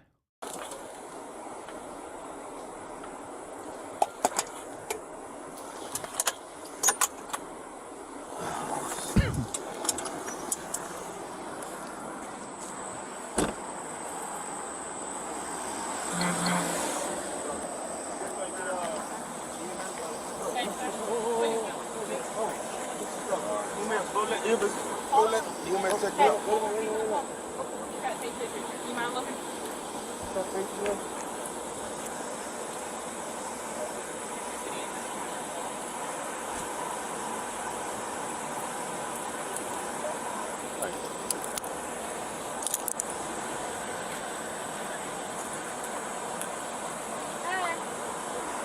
Good, how are you? What's going on? Officer slammed my forehead down in the cement. Okay. In the wrong side. Did you lose consciousness? Yeah. Listen. Can I get a card for me? I don't have one now. We Okay, don't have what's your they badge don't number? give us cards. Okay, what's your badge number? 1059. Let me see if I can get my phone. Hold on. Hold on, we have cards. All right, Okay. okay. Thank Go you. to hospital? When Mr. Julian asks Officer Oh Dukes for my a business god, card, bro! Look at her. Okay, yeah. I see who corroborated the witness report in the fucking. You know, I can tell. I see who corroborated the report of the witnesses in when they internally filed for an internal affairs review of the misconduct that occurred here. Officer Dukes claims they are not issued cards by their department. However, Sergeant Poldador immediately corrects Officer Dukes, states that they do have cards, and provides Mr. Julian with the information he requested. If it was concluded that Officer Dukes intentionally lied to Mr. Julian in an attempt to avoid accountability for his actions, it is possible that he could be convicted of 2 common law crimes under South Carolina law: obstruction of justice and official misconduct. In the 1997 case of State versus Lyles Gray, a court of appeals in South Carolina upheld convictions for both of these offenses. Dude, getting in trouble as a fucking cop in the United States of America is like getting arrested for like straw donations to a political campaign. Like, the law is designed to protect you every step of the way. Also, shouts out to Dinesh D'Souza for going to jail specifically for that, by the way. Like how are you bribing politicians when it's legal to do so? Are you that fucking dumb that you couldn't, go through a super PAC? Like, you had to do it illegally? And it's the same for cops. If you're getting into trouble as a cop, you really fucked up. Like, you are really, really just, it's crazy. Yeah, it's like insider trading for Congress people, okay? Which, of course, I don't think there's a singular example of insider trading. Like, congresspersons getting genuinely arrested for insider trading. So, against an officer in the Camden Police Department for her conduct during a criminal investigation. The court explained that, quote, under common law obstruction of justice, it is an offense to do any act which prevents, obstructs, impedes, or hinders the administration of justice, and that, quote, misconduct in office occurs when persons in public office fail to properly and faithfully discharge a duty imposed by law. In this situation, the court concluded that the officer obstructed justice and committed misconduct in office by failing to interview witnesses after her daughter was identified as a suspect, obtaining a false arrest warrant for another suspect, and withholding evidence. While Officer Dukes' lie about whether the department issues identification cards did not rise to the same level of misconduct, given the broad definition of both of these offenses, it is still possible that he could be convicted if charged. However, it is important to note that while some states legally require officers to provide ID to citizens upon request, South Carolina law does not place this obligation on officers. Additionally, many police departments have policies requiring that officers identify themselves, but the Orangeburg Department of Public Safety's policy is not publicly available, and it is unclear whether their policy adheres to any form of officer identification guidelines. Yeah. Brandon, he can get his stuff off the car. Wait, what's he doing? Dukes, will you say badge number? 1059.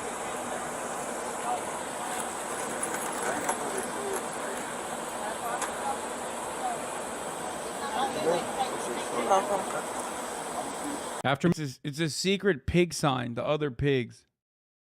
Mr. Gaillard was treated by EMS, he and Mr. Julian were allowed to leave. 2 days after the incident, Officer Dukes was fired from the Orangeburg Department of Public Safety for violating the department's use of force policies, which, as stated before, are not publicly available. On August 25, 2021, former Officer Dukes was charged with first-degree assault and battery, which could carry a sentence of up to 10 years in prison. As of the date of this episode, Mr. Gaillard is represented by an attorney, but he has not yet taken any legal action against Officer Dukes or the department. Overall, Former Orangeburg officer Dukes gets an F for physically assaulting Mr. Gaillard for no apparent reason, blatantly lying about the nature of the interaction in his police report, and for making a concerted effort to avoid being held accountable for his ridiculous antics. At no point during this encounter was Mr. Dukes in any danger, and it is clear that his violent actions were motivated by his ego, not officer or civilian safety. There was absolutely no legitimate excuse for shoving Mr. Gaillard's face into the pavement when it was plainly obvious that he was attempting to surrender, and this is exactly the type of conduct that has sparked nationwide unrest regarding members of law enforcement. Mr. Dukes' feeble attempts to explain his actions and manipulate the facts of the encounter only add to his incredulous and insidious behavior, and his conduct was nothing short of unacceptable. I commend the Orangeburg Department of Public Safety for immediately firing Mr. Dukes and pursuing criminal charges against him. And if there were a lower grade than an F, he certainly deserves that. Sergeant Polidor gets an A+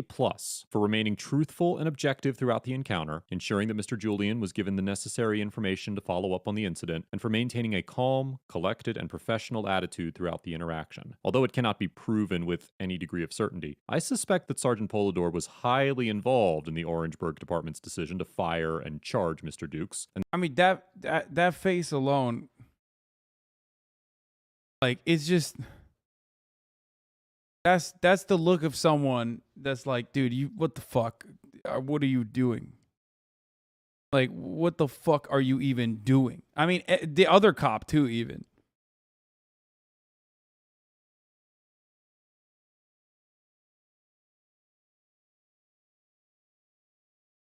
Normally, I think in other situations, if this was like a well-liked and well-respected cop, I don't think they would have done this. I think they would have fucking probably defended him. That's what I'm pointing out. That's why I said it seems like this is a unique circumstance, if you know what I mean.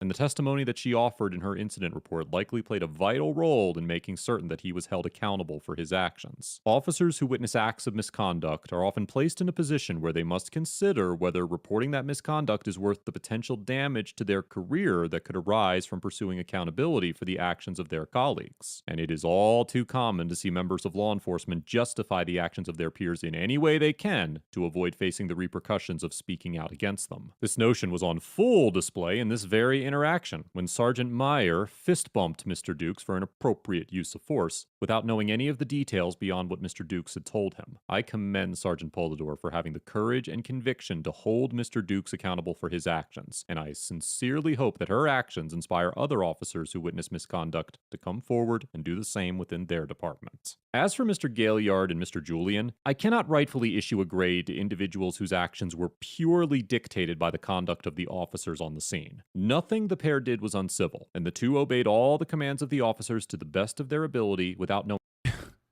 This channel is so wild because in other circumstances, they do end up grading like black people on how well they got fucking owned by cops. You know what I mean? I find that a little odd. Maybe, I don't know. It is a little bizarre. You know what I mean? We're just like, hey, in this circumstance of police brutality, these black people behaved really well.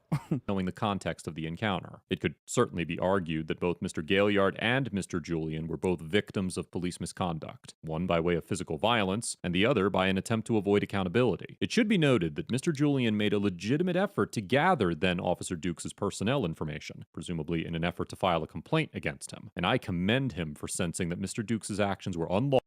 It's a little weird, but to be fair, I think he also talks about best practices on how to deal with police brutality. And like, look, he's grading him on like going after and immediately trying to gather personal information. I mean, grading is still insensitive.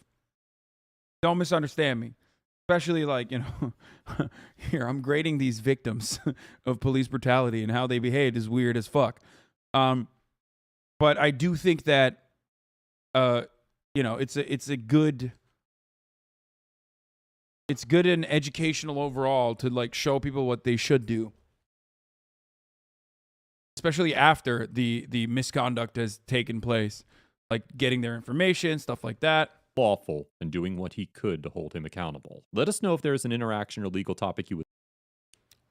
You should have given them an A for alive. Hey, by the way, we got Trapped in a Box. New box content by The Cut. Let's go.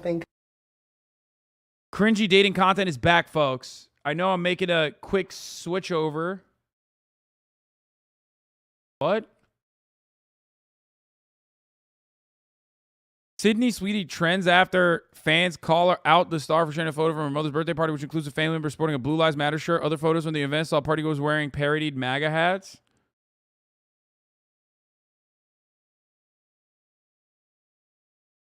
Oh my God. Wait. Oh my God. Oh, that's so ugly. I love that. Oh, fuck yes. Oh, fuck. Oh my God. Oh, fuck. Oh, fuck me. Oh, look at that shirt. I would wear a shirt like that. Oh, that's a particularly gross one.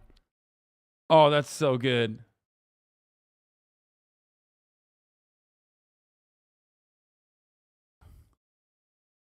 Where's Sydney Sweeney from? I mean, this is a very Caucasian family. I'm not surprised. Yeah.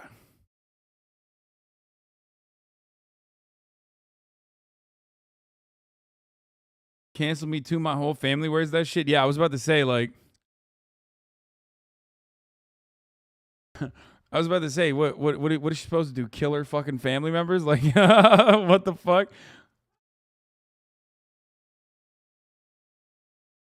It's not even an actual MAGA hat. Wait, what? What is it? Open image, a new tab.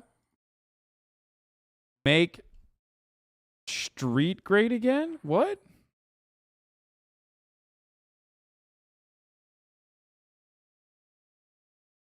Oh, they got MAGA themed Make 60 Great Again hats? Bro.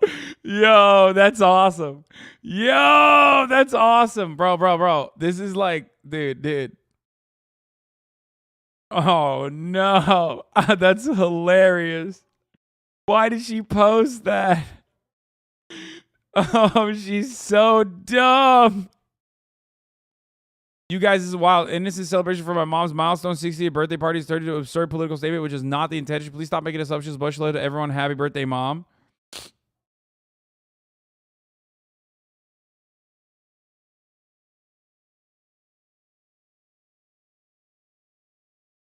You know the Zoomers are bitching about her having family members exactly like this? Yeah. I mean, it's like...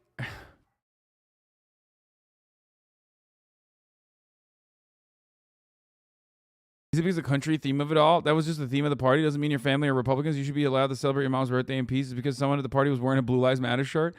Yeah. Okay. I mean, your mom wanted to do a MAGA-themed 60th birthday party? That's kind of crazy. Like, are they on multiple levels of irony or what's going on? But also, by the way, I don't care.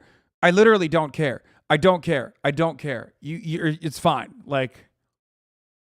Straight up, you should be fucking if you have horny conservative family members, yeah, what are you gonna do? What are you gonna do about it? Just go to jail? Like, everybody calm the fuck down.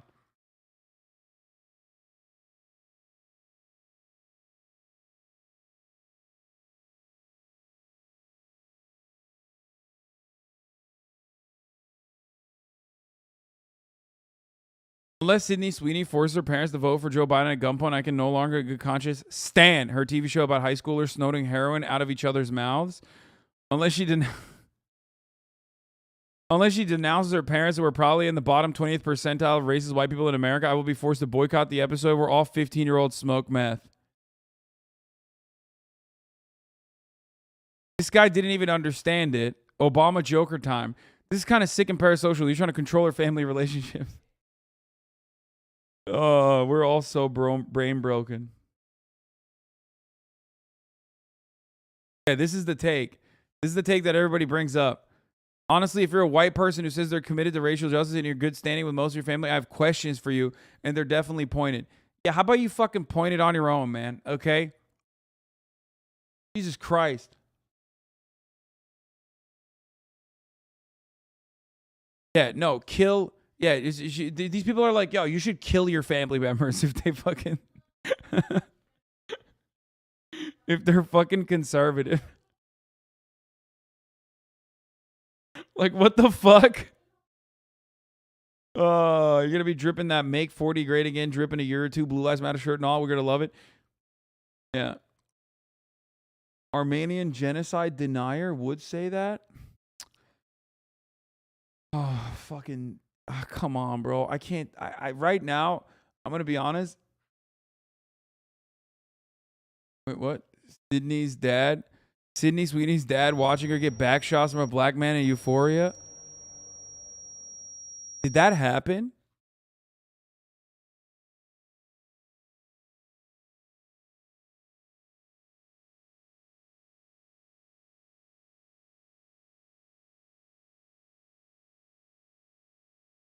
Not like the literal dad watching it. I'm saying, like, is that what happened in Euphoria? I'm 31. I never watched it. A couple of times, yeah.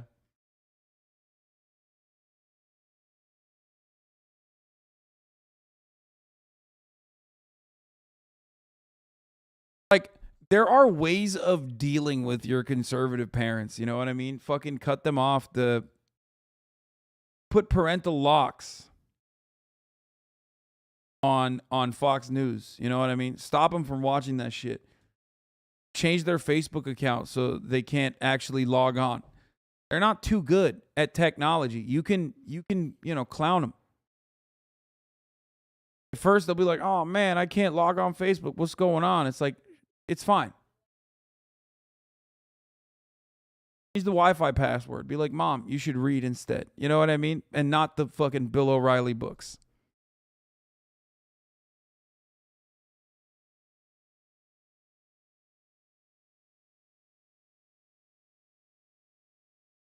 I'm trying, but they call me a Nazi, get violent like a toddler.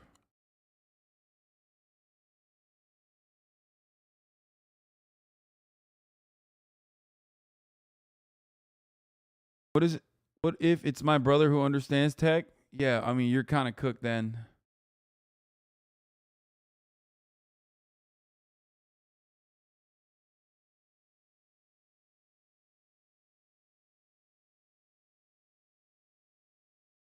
Gave my dad a drone, but sadly he still has time for Fox News. Yo, parents always make up time for Fox News. You just got to take Fox News away from them.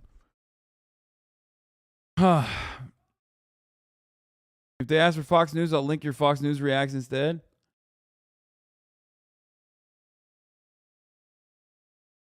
I mean, she herself did nothing wrong, and her parents were probably just brainwashed by Fox News, so it's not like people should hate her for it. Yeah, I mean, what the fuck are people... It is weird. It is definitely weird that I don't know. It is definitely fucking weird that people are losing their minds over this, but it's expected. My grandpa died and now he can't watch Fox News. Why'd people smile?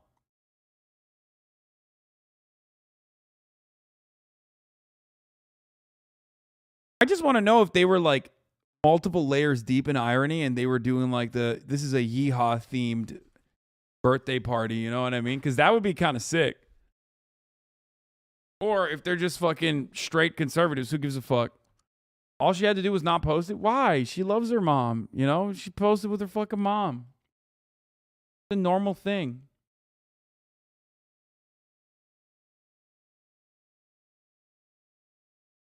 I want a MAGA theme party. I mean, I would do that. Yeah, her family's racist, but they aren't homophobic. I mean, they were having a blast. Wait, what the fuck? Oh, God damn. What?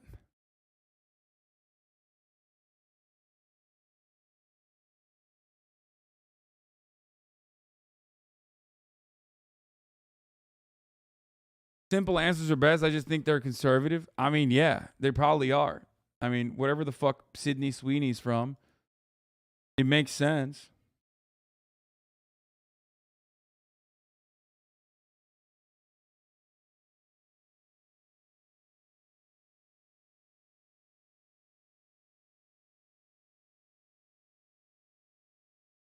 Last time posting because I'm not going to annoy you with this link. Black conservative propaganda by a fan of the show, Larry Elder. No, I don't want to watch. I don't want to watch that. I just want more details on this, man. I want more details. I want to know. I want to know what the fuck was going on here. I think she said it. I think she would have said it if it was ironic. Well, obviously it doesn't matter. Yeah, that's the only reason why I want to know. I want to know if it's ironic or not because it's like kind of funny. You know what I mean? Especially if it's like ironic. But this dude is probably not ironically wearing the ugliest Blue Lives Matter shirt you could have fucking found, you know? It's kind of fucked up that people trying to cancel her aren't even considering she's hot. I agree. She's from fucking Spokane, Lamau.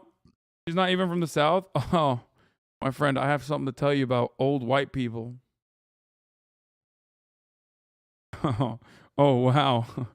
That's crazy. She's from Spokane? That's crazy, man.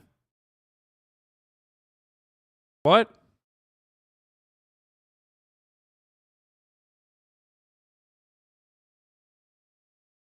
Old white people from the PNW are way worse. They're serial killer races?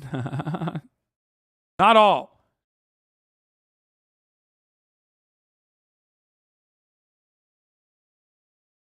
Okay, tab back and we're thirsting, I guess. No, we're canceling her, bro. She's done. She's done for good.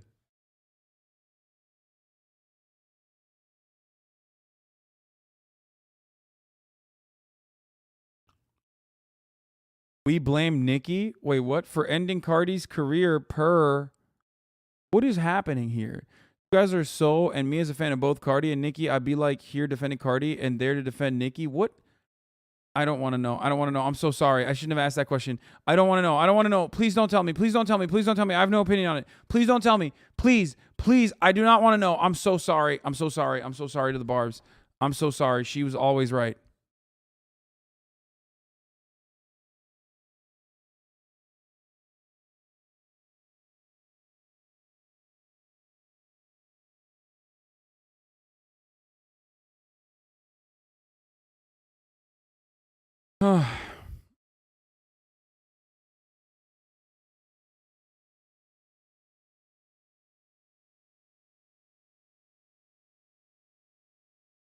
What? U.S. concerned about judicial harassment after Turkish pop star's arrest? What? The United States said it remained concerned about Turkish censorship of free speech and women's groups protested after the arrest of Gülşen over a past quip she made about religious schools. Singer-songwriter was jailed on Thursday pending trial on what the fuck? On the charge of incitement to hatred after a video of her on-stage remark in April was broadcast by a pro-government outlet. While several state ministers condemned Gülşen's word, her arrest drew a fierce response from critics who see President Recep Tayyip Erdogan's government is bent on punishing those who oppose conservative views. A U.S. State Department spokesperson said it remains concerned about widespread efforts in Turkey to restrict expression via censorship and judicial harassment following Gülşen's detention. Yeah, what the fuck are you guys going to do about it? You're going to be like, oh, never mind. We forgot about Gülşen when they send like 3 fucking free Bayraktars over to Ukraine. I swear to God. America will be like, whoa, that's really fucked up. And then turn around and be like, actually, they can do whatever they want, really, King. Execute her, as a matter of fact. The moment that Turkey's like, yeah, the moment that Turkey's like, Turkey's going to come out being like, Vladimir Putin, you should leave. Didn't Recep Tayyip Erdogan recently literally say Vladimir Putin should leave Crimea? The moment that Erdogan says some shit like that, America's going to be like, oh, fuck, my bad, actually. You should kill whoever you want.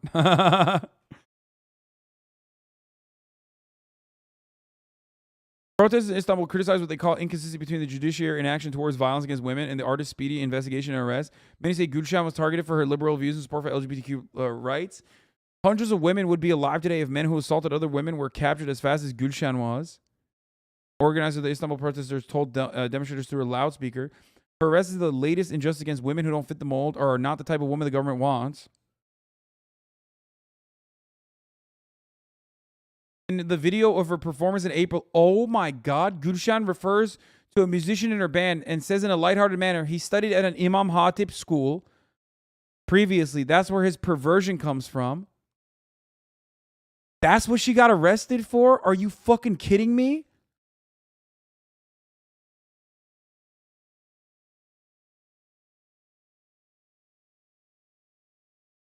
Oha, Allah belanızı versin. Hayvanoğlu hayvanlar. Yuh. Yuh. Yuh. Ay amına koyayım ya. İnanamıyorum yani. İnanamıyorum. Gerçekten inanamıyorum. Hayvanlığın ön seviyesi. Yuh. Bunun için hapse mi atılır amına koyayım birisi ya? Manyak mı lan bu insanlar? Ayı. Hepsi ayı amına koyayım. Yuh.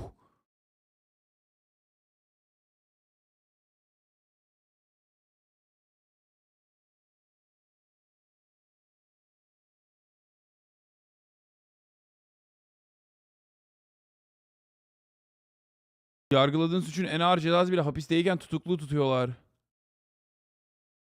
Amerika neden bu olay için yorum yapmış, ne sanıyorlar abi bunlar kendini? Amerika'nın niye bu işin laf ettiğini bilmiyorum. Belki yine Erdoğan bir şey yapmıştır, ona göre bunu kullanıyorlardır ona karşı da. Ne fark eder? Hayvanlığın önde gideni ya. Ayı oğlu ayılar, köpek oğlu köpekler. Böyle davranılır mı lan? İnsan böyle davranır mı? Hayvan. Erdoğan, whose ism is rooted party first came to power 2 decades ago. Bir de İmam Hatip zaten Fethullah Gülen'in okulu değil mi ya? Yanlış mı hatırlıyorum? Samanyolu falan gibi değil mi İmam Hatipler? Yoksa İmam Hatipler şey mi? Türk Devleti'nin mi?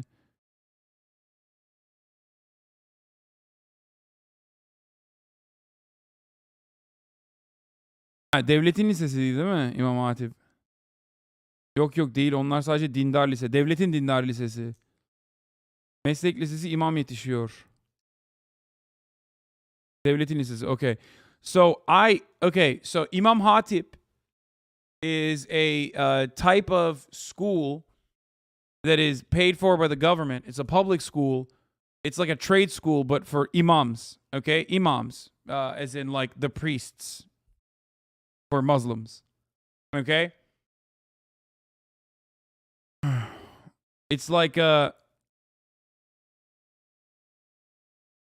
So what they did was she made a joke about how like this dude was a pervert because he went to Imam Hatip,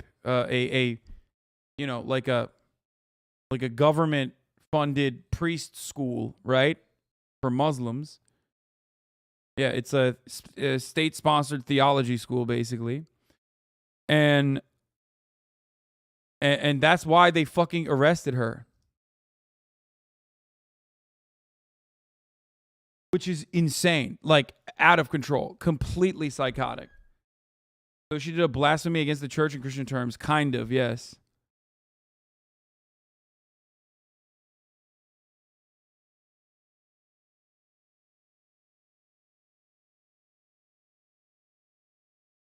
Anyway.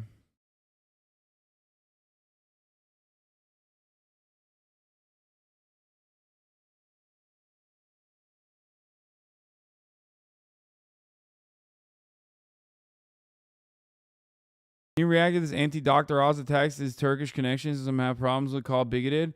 I don't know. I really need context for it. I already talked about it yesterday. It is bigoted. It is kind of fucked up.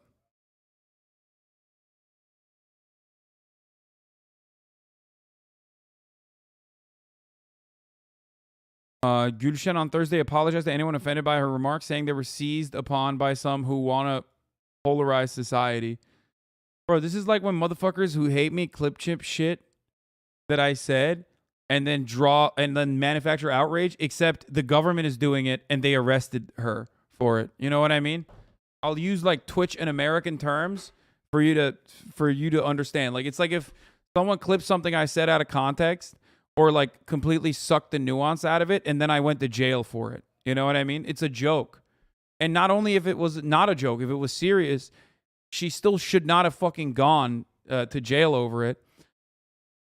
Like that, it's not even kind of fucked up. It's just like insane, completely insane. And people say religion is harmless. Brother, that has nothing to do with religion, okay? Don't speak out of your fucking ass. This has nothing to do with actually religion. Religion is a weapon just like Donald Trump used in America. Recep Tayyip Erdogan used way before him, okay?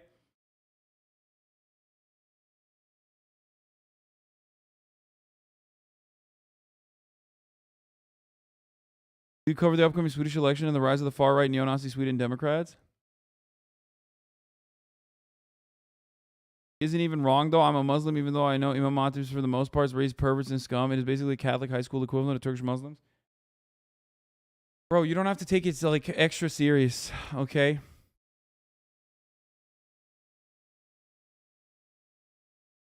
Religion is, in this circumstance and in many other instances, used as a tool. There are actually religious There are actually religious people who aren't like Recep Tayyip Erdogan, who just uses religion to justify his reactionary and incredibly fucking awful attitude. Erdogan's trying to bait seculars into rioting so he can postpone the upcoming elections. Yeah, I don't know what the fuck's happening here. She might be released on Monday or upcoming days. There might be other news they try to surpass. That's why this happens. It's crazy. You're also kind of like hyper focusing on religion when the element that is at play here is conservatism and like reactionary bullshit.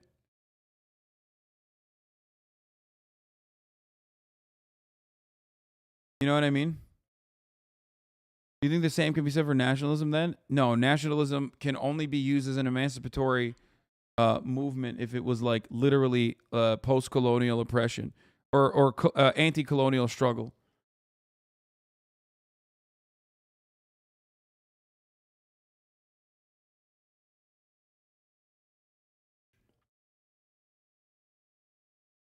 Kind of like here where our current president used Imam as his running mate for elections to get Islamic fundies to vote for him and it worked. Stop yelling fire in a theater? What? Bro, this is not the type of thing that anyone would ever normally, even though Turkey has no free speech. Okay? Turkey has no free speech. And I don't mean like fucking Germany where you get fined for saying like that you love Hitler or something. I'm talking straight up no free speech. So much so that Recep Tayyip Erdogan literally went to jail originally and could not even like run for office originally because of a fucking a poem that he read about Atatürk, the founding father of Turkey. Right? Am I wrong about that? Recep Tayyip Erdogan hapse girmedi mi amına koyayım ilk 90'larda?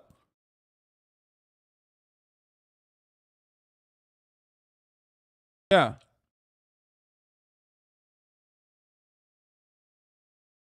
Atatürk'le ilgili değil şiir. Ne okudu? Ne şiiri okudu? Atatürk'le ilgili değil miydi?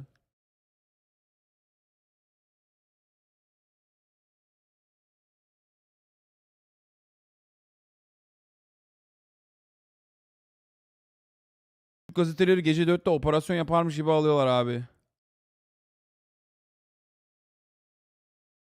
Ile ilgili Necip Fazıl'ın. 6 Aralık 1997'de Siirt'te düzenlenen bir açık hava toplantısı sırasında topluluğa yaptığı konuşmada kullandığı ifadeler sebebiyle halkı sınıf, ırk, din, mezhep veya bölge farklılığı göstererek kim ve düşmanlığa tahrik ettiği gerekçesiyle kendisine açılan dava sonucunda 10 ay hapis cezasına çarptırıldı. Okay. Recep Tayyip Erdogan on the 6th of December 1997 had a gathering, okay? And in that gathering, in that meeting,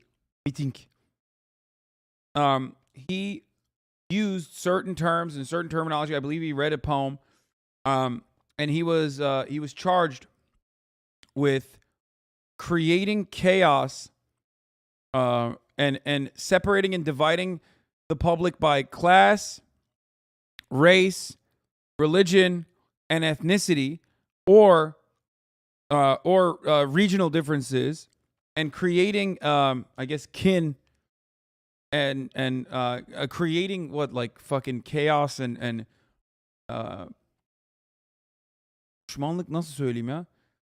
Like maliciousness, incitement. It's basically incitement,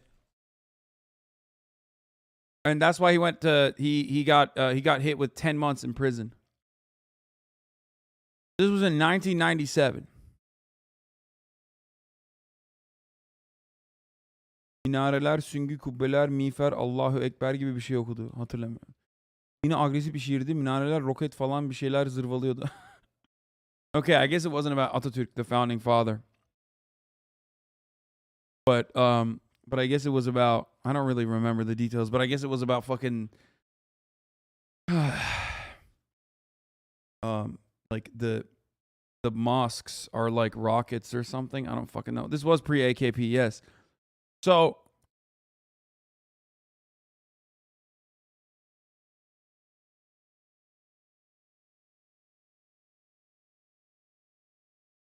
I mean, I don't know, man. This is insane.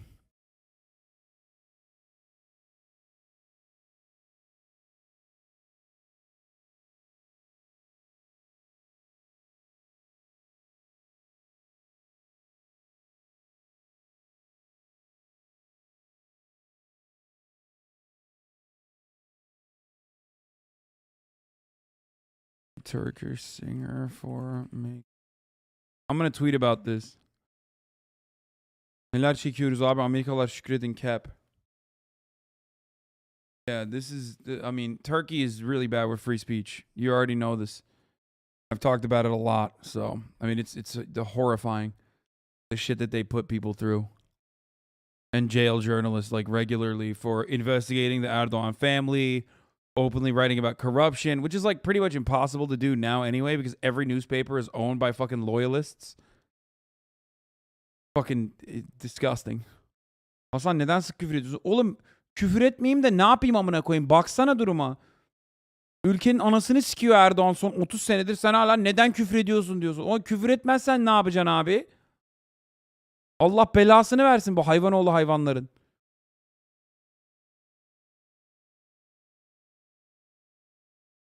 İnanamıyorum ya. Herif geldi niye küfür ediyorsun abi diyor. Silivri soğuktur değil mi?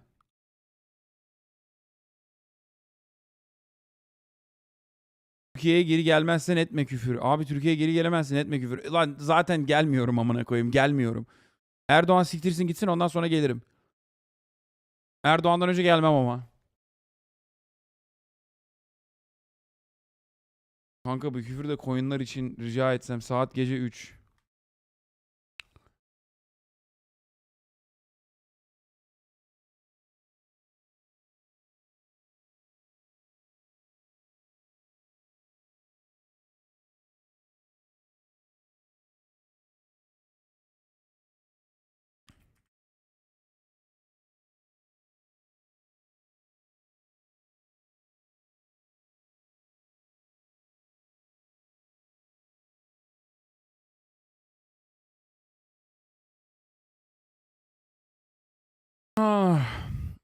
Can you translate what you're saying for us in the back? You put the ghost of Kiev in self-defense mode? What the fuck is that? I don't even know what this motherfucker's saying. I'm banning this. We banned so many people today, dude. Holy shit.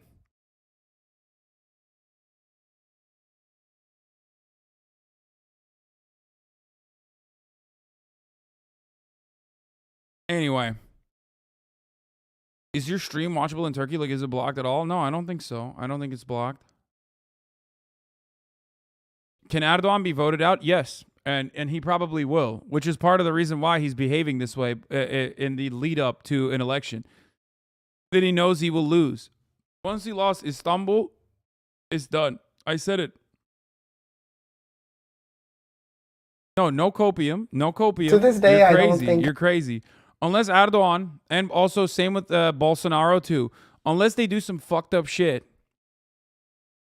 and it's even less likely to happen in Turkey, a coalition has already formed and will most likely overthrow the Erdogan regime after 30 fucking years. They've lost so much ground.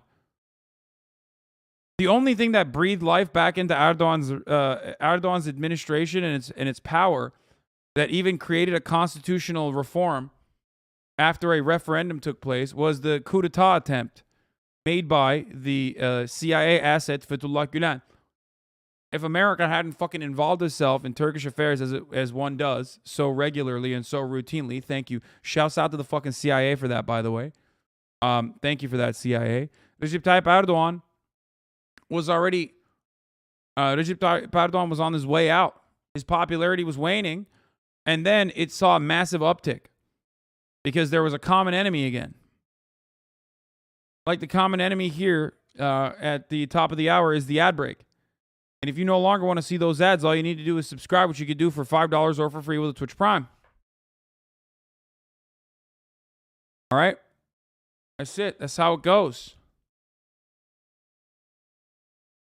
Now, if you no longer want to see those ads, like I said, we're going to watch this Trapped in the Box cut video.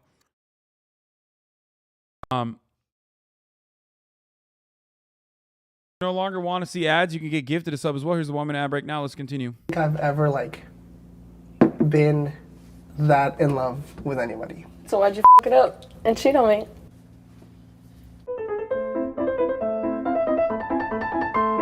Hey, a little hug or something or no? Sure. Hey.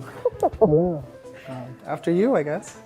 The breakup happened May of 2019, more or less. Like junior year of our college? It was a while ago. It was a while ago, yeah. I like this.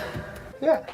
I swear to God, they find like the most like Seattle motherfuckers you can find. Comfy. I think there are things that both of us did. There was an incident our junior year, and so I kind of want to get into that. Before we start, would you like a Tic Tac or no? Do you think at the end of the 12 hours there's any chance you could fall back in love with him? Oof. I don't think so. We could leave potentially, maybe starting something new. What do you mean by? Like potentially getting back together, maybe. What did you think when I texted you if you wanted to be here? We still need to have a couple conversations. So I was like, what better Oh way my- than sitting in a box where you Wait, can't... I misunderstood. Trapped in a box with my ex for 12 hours? Bro, this is awesome. This is perfect. This is perfect. This is perfect.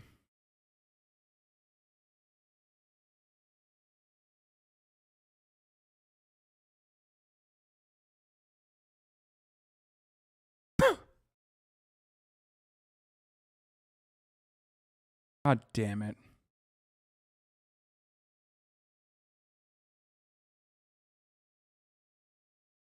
sit on your phone and you can't leave. I don't think either of us will really come out of here angry. Well, I guess wait and see, I suppose. Who asked you that first? It was a long process. That's we were friends for a long time. We were friends for a few months. We became like best friends, I would say. I knew that I liked you. You were and still are very attractive and beautiful and stylish and very fun to be around and stuff. And so we go to this little party, we all get really drunk. You started making out with everybody. It was a game. At this point, it was like, what, 4 or 5 in the morning. And I was like, I should What? probably go because I have work tomorrow at like 10. Oh my God. Wait, hold up. What? Bro, what? Yo, ladies in the chat, be like, too many earrings. You're better off, sis. What are you, fucking crazy? Do you not hear what he just said? Am I crazy? Did I just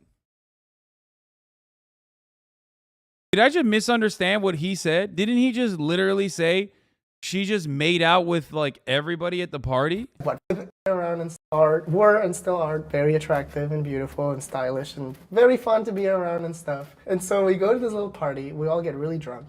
You started making out with everybody. It's just a game, dude. Yeah, hide my penis in your vagina. Oh, that's the game we're doing. You know what I mean? Oh, before they were together. Okay. Before they were together. It was a game. At this point, it was like, what, 4 or 5 in the morning. And I was like, I should probably go because I have work tomorrow at like 10. So you walk me like out of the building.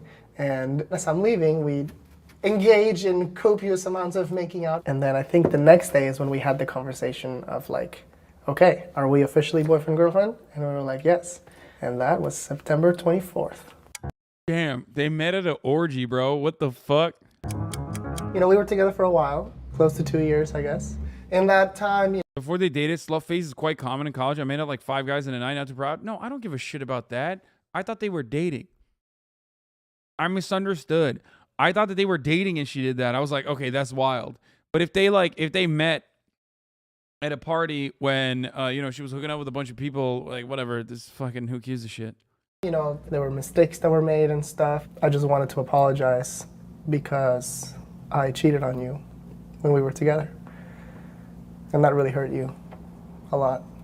It's one of those things that to this day I still think about, like, really often. It really wasn't fair, especially you. Damn, my man, what the fuck? She's like, you hit above your weight class and then you cheated on her? That's crazy. You know, being a kind person that you are and being the type of man, you fucked up, dude. What the fuck? girlfriend that you were and the type of friend that you were and how how important you were to me. I think I was just so like caught up in like the self-loathing of it. I wasn't even able to like see far enough to like You're see just you. imploding. And that made things worse, I think. But I think living together made it worse. yeah, I think so. After you broke up with me, you kind of acted like we were still dating without the label. Well, we never like did stuff after we broke up. No, we didn't. But like you would say like, "Hey, sugar tits," and I'm like, What?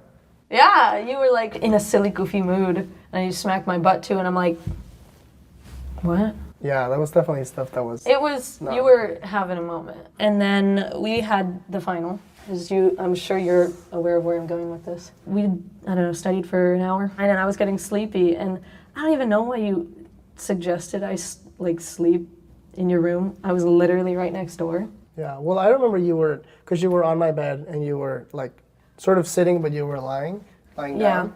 And you were like literally dozing off. So what I meant was like if you want to like sleep for a minute, like you can. All of a sudden, like I had woken up and I had felt like a hand on my thigh, and I'm like, that's weird. I don't know what to do. I'm sure it'll stop. I kind of wanted to see your perspective. What was going through your head? I think one of the hardest parts for me when we first broke up, and we were, especially since we were still living together, when you're with somebody for a long time and you're used to having a certain. This is wild. What the fuck?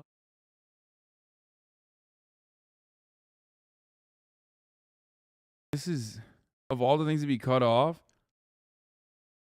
this dude about to get arrested at the end of this at this rate? No, I mean, look. Maybe I'm misunderstanding, but it did seem like he just was, you know. I studied for an hour, and then I was getting sleepy, and I don't even know why you suggested I like sleep in your room. I was literally right next door. Yeah, well, I remember you were, because you were on my bed and you were like sort of sitting, but you were lying down. And you were like literally dozing off. So what I meant was like if you want to like sleep for a minute, like you can. All of a sudden, like I had woken up and I had felt like a hand on my thigh, and I'm like, that's weird. I don't know what to do. I'm sure it'll stop. I kind of wanted to see your perspective. What was going through? Okay, that's definitely weird. I don't know, 12 hours apart. Your head. I think one of the hardest parts for me when we first broke up, and we were, especially since we were still living together, when you're with somebody for a long time. I mean, listen. Chatters who are freaking out, they are living together. They might be in a phase where, like, you know, because he cheated on her, he's like I'm just trying to be as like charitable as possible. It is weird what he did. What he did is like very weird. What he did is very creepy, and completely unacceptable. But maybe the reason why she's like even interested and willing to do this, 12 hours in a fucking box, was because, like, you know, she thought that he was. You have no obligation to defend this dude. I'm not even defending the dude. There's nothing to defend there. What he did is wrong. Like, completely fucking unacceptable. Maybe he was just like trying to fucking mend the relationship or something in his own fucking twisted way. It's completely unacceptable. Like, obviously. They should do this with a leftist and a conservative. That'd be entertaining? Maybe.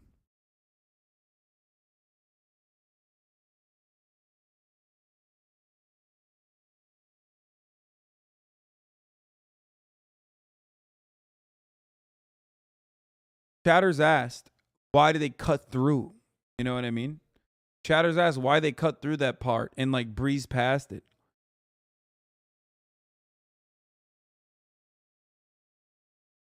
That could be one of the reasons.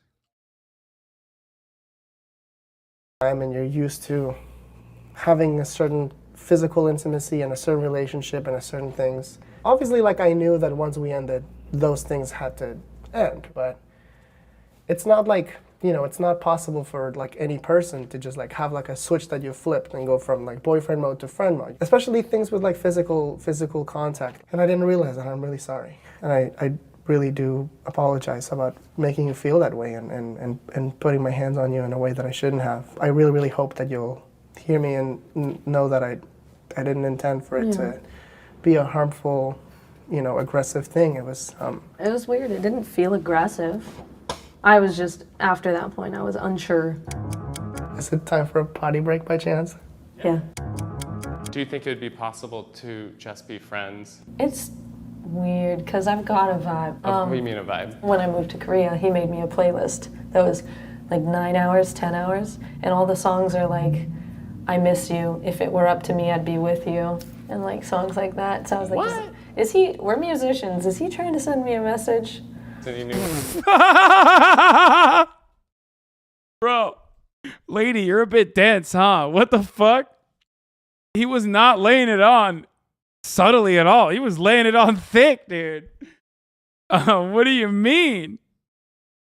What do you mean? Nah. Just probably funny coincidences. What could he have meant with this 9-hour-long playlist of all I miss you? Can we get back together? There was a song called I'm Sorry for Cheating. There was another song called Sorry for Putting My Hand on You While You Were Sleeping.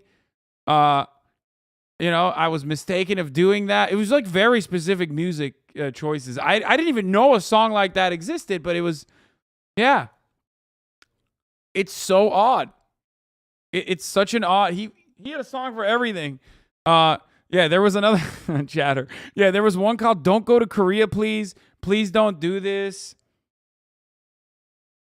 And then like 8 hours of Democratic People's Republic of Korea Jusha propaganda. It was weird. Ways that you're feeling? I feel like it felt really healthy and it felt pretty natural, I think. Who was better at that? Probably you. Me? Probably. Why probably? Experience. I guess, yeah, I have more sexual partners. I think we made a good team, if you will. We were... We do rock, paper, scissors, slide, braiding hair. I mean, I don't know that you can braid my hair, but I could braid your hair. Okay. So the Spotify playlist you made, eh? Yeah?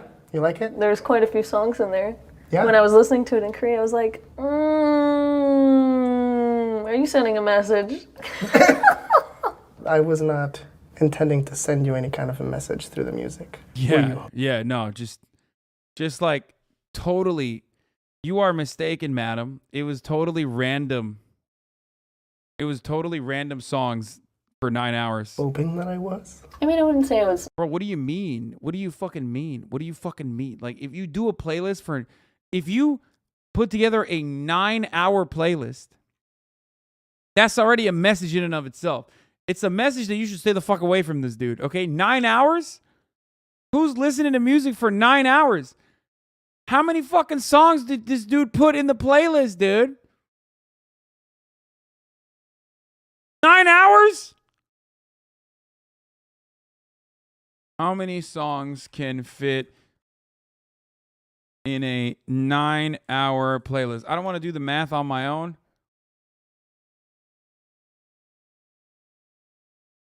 For the average DJ set, DJs play 60 songs. I mean, I guess 2 hours is like around what? Let's say 2 hours, 60 songs. Right?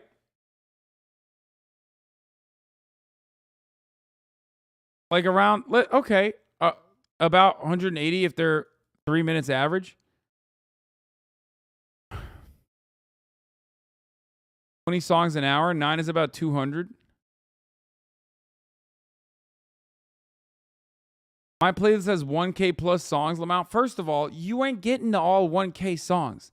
That's number one. Number two, okay? Number two.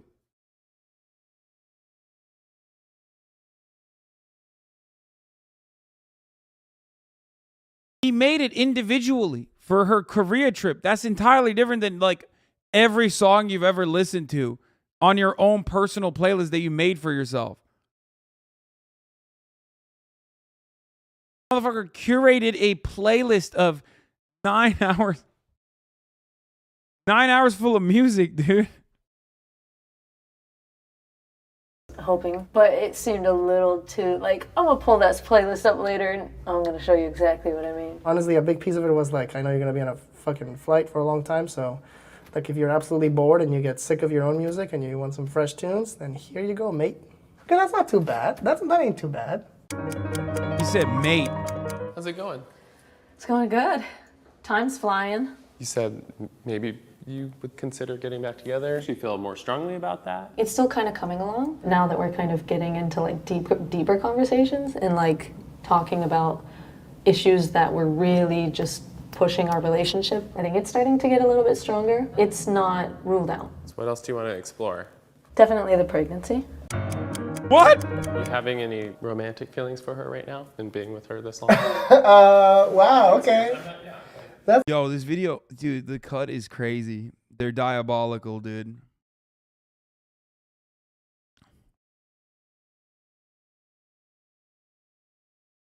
They're fucking diabolical. That's a fair question. You know, it's like as we're reminiscing and like talking about things and thinking about memories, there's definitely moments where like I just kind of look at her and remember those feelings and remember those moments and sort of think like, yeah, like it's a hard thing to not want back. Do a little yoga. Wanna teach me some yoga? Me too. You're gonna bring that back, This straight one? back. Straight back. Like lean down, lay down. I feel like a seal. That's more dolphin. Did you two talk about marriage? When we dated. Yeah, when we dated for sure. Like briefly, not much. Like it came up several times. Yeah, but they weren't like in gross detail. I don't know if you remember this. We straight up had conversations about like, here goes, ready, about how we would raise our kids, like religiously speaking. We were like, if we have kids, you were like, I want to raise my kids Christian. And I was like, I'm not Christian, but if you want to raise them that way, like that's fine. Just know that I'm not necessarily in that belief. We talked about religion quite a bit. Throughout the relationship, like I would ask you to come, because it means a lot just for you to show up. Right. Just to come to my church. I think it was hitting a nerve with your experience with your dad. Stepdad and his pushiness, but going was something that was like upsetting you, and I didn't want to do anything to like make you upset, but I didn't want to say it's okay that you don't come. That point has always been a breaking point with me and guys and people I've been with. Yeah. To this day, I don't think I've ever like been that in love with anybody. So why'd you fuck it up and cheat on me? Because this isn't the first time you've told me, oh, I love you so much, or like, I'm so in love with you. Because I'm a fucking idiot, honestly. Because I'm fucking stupid, and Were you just not thinking? No. So why didn't you tell me immediately? I really thought I was doing better by you by not telling you. I couldn't think to myself, like, I fucked it up so bad that she's gonna leave me, and I don't want to lose her. So just selfish? Yes. How were those quesadillas? They're good. They're really good. Mm-hmm. Do you think if we were to date now, where we are in our lives, we would be better for each other? I think so. We can't be worse than we were for each other. You seem a lot more like mentally healthy personally, because I think you. Uh-oh. She's seeing signs that he has gotten better. Falling for the trap, dude.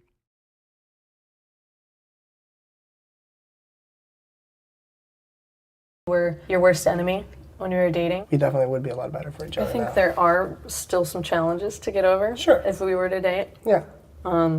Number one being that I'm pregnant. Can you give us some more context of how he knows already? I had moved What the fuck? Wait, what's happening, dude? to Korea to teach English, and I met a guy over there, and he was really kind to me, made me laugh. One night we had sex, and immediately after having sex, I was like, I'm pregnant. I'm gonna be pregnant. Before I got the actual pregnancy test, I broke up with him. And I had said, if I actually am pregnant, I'm going to move to America. My support system's there. And we had a long conversation, which ended in me being called childish. And so I flew back. I think you were one of the first friends I saw. Can you ask her, are you looking for someone to raise your child? Ooh. Are you looking for someone to raise your child with? Am I seeking somebody? No. It would be nice to have someone to help, because I don't want to meet someone and then say, hi, I'm pregnant, I'm going to have a child. Like, if you're with me, you have to take care of the kid. Narrows down the pool. Significantly. You've made a lot of hard choices, and I applaud you for everything you've done so far, honestly. How are you doing with it? It was a struggle. I was not happy when I found out I was pregnant. And I had kind of thought about abortion, but I did some praying and realized that you can't really make a plan in your life because it's not always going to go how you want it to. There's no point in a plan, and my life is led by God, so I guess I'm going back to America. That's where I'm needed. Do you believe that God intended, like planned for you to have a baby? Yeah, I think so. Cool. It's scary, but like it's literally showing me I have so many people that I can count on and that can help me, and that's what helped me move back here. Hypothetically, if we were to get back together today, what would that look like? I mean, there's so many unknowns and questions because I'm pregnant. I would like to think, because we've gone through the small talk portion of like, where are you from? Where are you from? We're already to the point where we know enough about each other. And we know that we click. I'd want you to go to church weekly because it is my identity. Again, it's literally just supporting me, not necessarily believing all of it. Another pro of hypothetically getting back together today. Having a stepdaddy. Having a stepdaddy. That's a pro for you. Oh my God. What do you miss most about me? Okay. What do I miss most about you? Yeah. Like one thing or like several things? I mean, you can give me a list. Even in our relationship, we really were like best friends first. Like we absolutely were. You really quite were my other half. You had a lot of love to give, and it was very beautiful to receive. I miss telling you all my little dramas, and like you're my little partner in crime, so I would just literally whatever I knew you knew. Also having someone that makes me laugh to the point I cackle. It's been a long time since I've heartily laughed. Like legitimately. You're a man of moody moods. Moody moods, what that means. Like songwriting. You wrote several songs about me. Well, I wrote songs about you before we were dating, and I wrote at least one song for you while we were dating. Do you remember that? For Christmas. Oh yes, the girl with yellow hair. And the Pop-Tarts. Back when you were blonde. It's probably somewhere still 6 on my phone months ago, because I met this girl who told me she could draw real well, but she forgot to mention her real talent was stealing hearts. Is there a date gonna happen? There could be. We've been talking about going to the zoo. We have. The zoo! The otters! Would you consider it a date, or would it just be like, we're friends? I think I'm going to the zoo with someone on my own. It's a date. The zoo is my date spot. The zoo is your date spot. Zoo and then Dippin' Dots. Do you want a date? Yeah, I mean, I wouldn't be opposed. That was...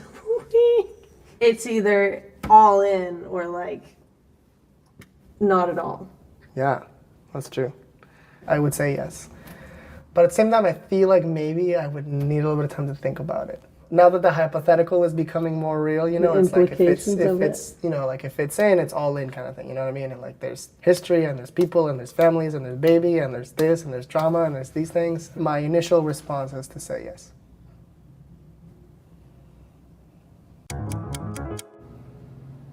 I'm trying to think of how that handshake went. I barely So remember. there's smack, pinky, birdie, pull it back, fist bump.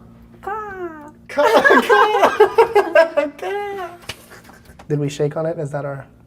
We shook on it? One date. Dude, this is so... I'm not doing a react to this because I'm not looking at it because I'm actually bored by this content. And I'm actually going to end it right now. I was supposed to shoot a podcast later today, and now the podcast is canceled. So we're just gonna upload this week the Super Mega Cast episode that I did with Super Mega while Will was in Austin with OTK. I'm not playing Valorant. I'm not playing a video game. I'm tired. I got to deal with some stuff here. I got to deal with work on that end. Okay. So I got to figure some stuff out right now. I'm just gonna hit the last 3-minute ad break here. I'll probably be live tomorrow, but it'll be good. The Super Mega Podcast is good. We'll just this is rough. You are a beta. Yes, I am a beta. Sorry for that. Okay. Like I said, I'm gonna have to deal with this shit. Okay. Thank you to the moderators for doing a great day of regulation and a great day of moderating. Holy fuck. My mentions are hell currently. Not that it'll die down. It's just like we have activated the most mentally ill Nazis on the internet. That is not related to why I'm ending early though. I got to figure out what to do with the podcast now that it's not fucking happening. Because our guest fell through. But fear not, there's another episode of Fear And with me and the Super Mega Boys that will be out on Monday regardless. We already had additional content lined up, and I'll most likely be live tomorrow as well. So yeah, that's it.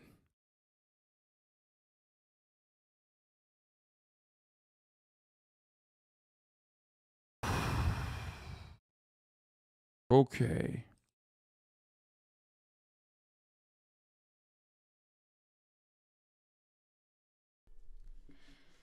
Stunning lo-fi introduction, starting off the day. All right, love you guys. See you tomorrow.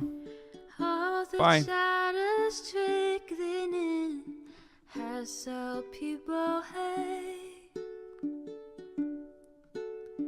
Sunny Los Angeles, California, says Hasan. The starlock to the starlock to the topic just begun. There he is again, Hasan is streaming. Hasan is streaming. There he is again. Hasan is streaming. Hasan is streaming. Reviewing the P.O. box, Uncle Uger's face. Sudden discord agitprop, great names take embrace. Tiny Bernie Sanders, LGBTQ Air Force. The whole left at your fingertips, on at your door. H3 crowded debate, the Young Turks online show. 3 full fucking years of this, plenty more to go. 90-day fiance talks of champagne bourgeoisie. A Trump rally live reaction, a mass riot at DC. There he is again, Hasan is streaming. Hasan is streaming. There he is again, Hasan is streaming. Hasan is streaming. Reading a live stream, fair comments, Austin show chat advice. And all the ways the right-wing pipeline can suck you in online. JC is react, Lord, frame gets broken, cover blown. A full-blown mass pandemic, monster streaming at your home. Total radicalization coming out to find. The system you were taught to trust in was broken the whole time. All these daily streams, whether big or whether small, have helped me and so many find the meaning through it all. There he is again, Hasan is streaming, Hasan is streaming.